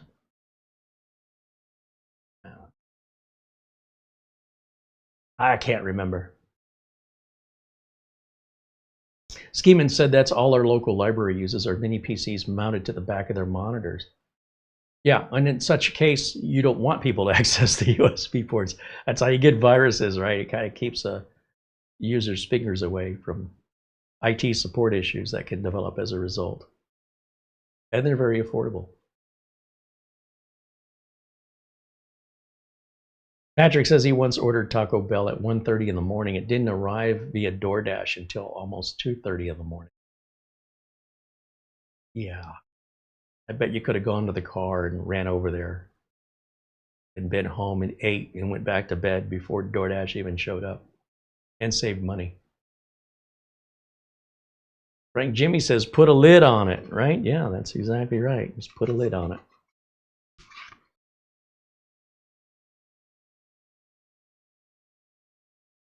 Morton says, good night from Upper Marlboro, Maryland. Time for blue crabs and beer. All right. Scott says, have a great weekend, Carrie and Mara. Well, thank you, Scott. You too, all of you. I hope you have a great rest of your Friday. Have a great weekend. I don't have any shows scheduled for this weekend, but you never know. You never know. We will definitely be back Monday at 1 o'clock for our members only show. So hopefully we'll see our members back in these smaller attended videos, which are a bit more informal, and there's things I'm more free to talk about where I know that, you know, some future viewer 2 years from now is going to find some old public video and use it against me somehow. So for that reason, again, you know, members can only see the members only videos.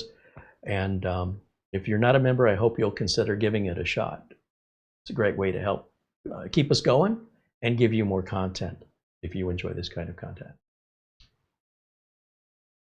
Super shout out and a thank you to our friends at SCD Keys. You know, I don't really talk about them a lot because I don't want it to turn into a commercial. But I do want you guys to be reminded, if you need a Windows key or an Office license key, you don't have to spend that kind of money that Microsoft wants to charge you. And you don't have to take the kind of risks that sites like eBay and such or foreign websites may give with regards to what are they going to do with your payment information? What kind of support are you going to get? Are you even going to get anything at all? Is what you're getting stolen? So if you want reassurances and you want support, you get 6 months of free support from SCD Keys. The prices are really, really aggressive. And with our coupon code, you get another 30% off. And I hear myself and I go, gosh, that sounds like a sales pitch. I want you to be aware that if you order it or you don't order it, I don't make any more money. But you can save money. And that's on you. And there's no risk. You don't have to wonder if it's legit or legal or stolen, or that your information that you use for payment is somehow going to be sold in the dark web or something. This company's been around way too long. They've got a history, a verifiable history, and many of our community have had their own experiences. And if you ask them, they'll tell you. So if you want to save money and still have peace of mind, this is where I get my keys from. And by the way, I'm paying the same price.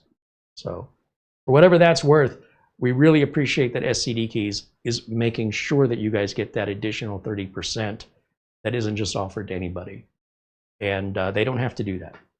For that reason, I mentioned it here on the video in the hopes that it'll save you some money and some potential headache getting ripped off. There's just too many scammers in the world today. And there are only going to be more tomorrow. So if you guys should have any issues with anything I talk about on the channel, if you order one of these, share your experience with me. If you order a license key from SCD Keys, share your experience. I want to hear from the actual person with the experience, good or bad, versus hearing stories that just propagate around because people just gossip. But real stories. And if we can help you out, if the story is in any way challenging, we definitely need to know about it, and maybe we can even help you correct that and make it right. Especially with like SCD keys, I guarantee that's going to be a good transaction, that the whole experience isn't going to leave you in a negative financial situation where you didn't get what you paid for. You'll either get it or you're going to get a refund, even if I give you the money right out of my pocket, if that's what it comes to. And if that were a normal process, you think I'd be here promoting them? So just so you know, I don't know necessarily when I'm reviewing products what the long-term use is, what the typical concern is of somebody relying on it every day. You need to share that with me.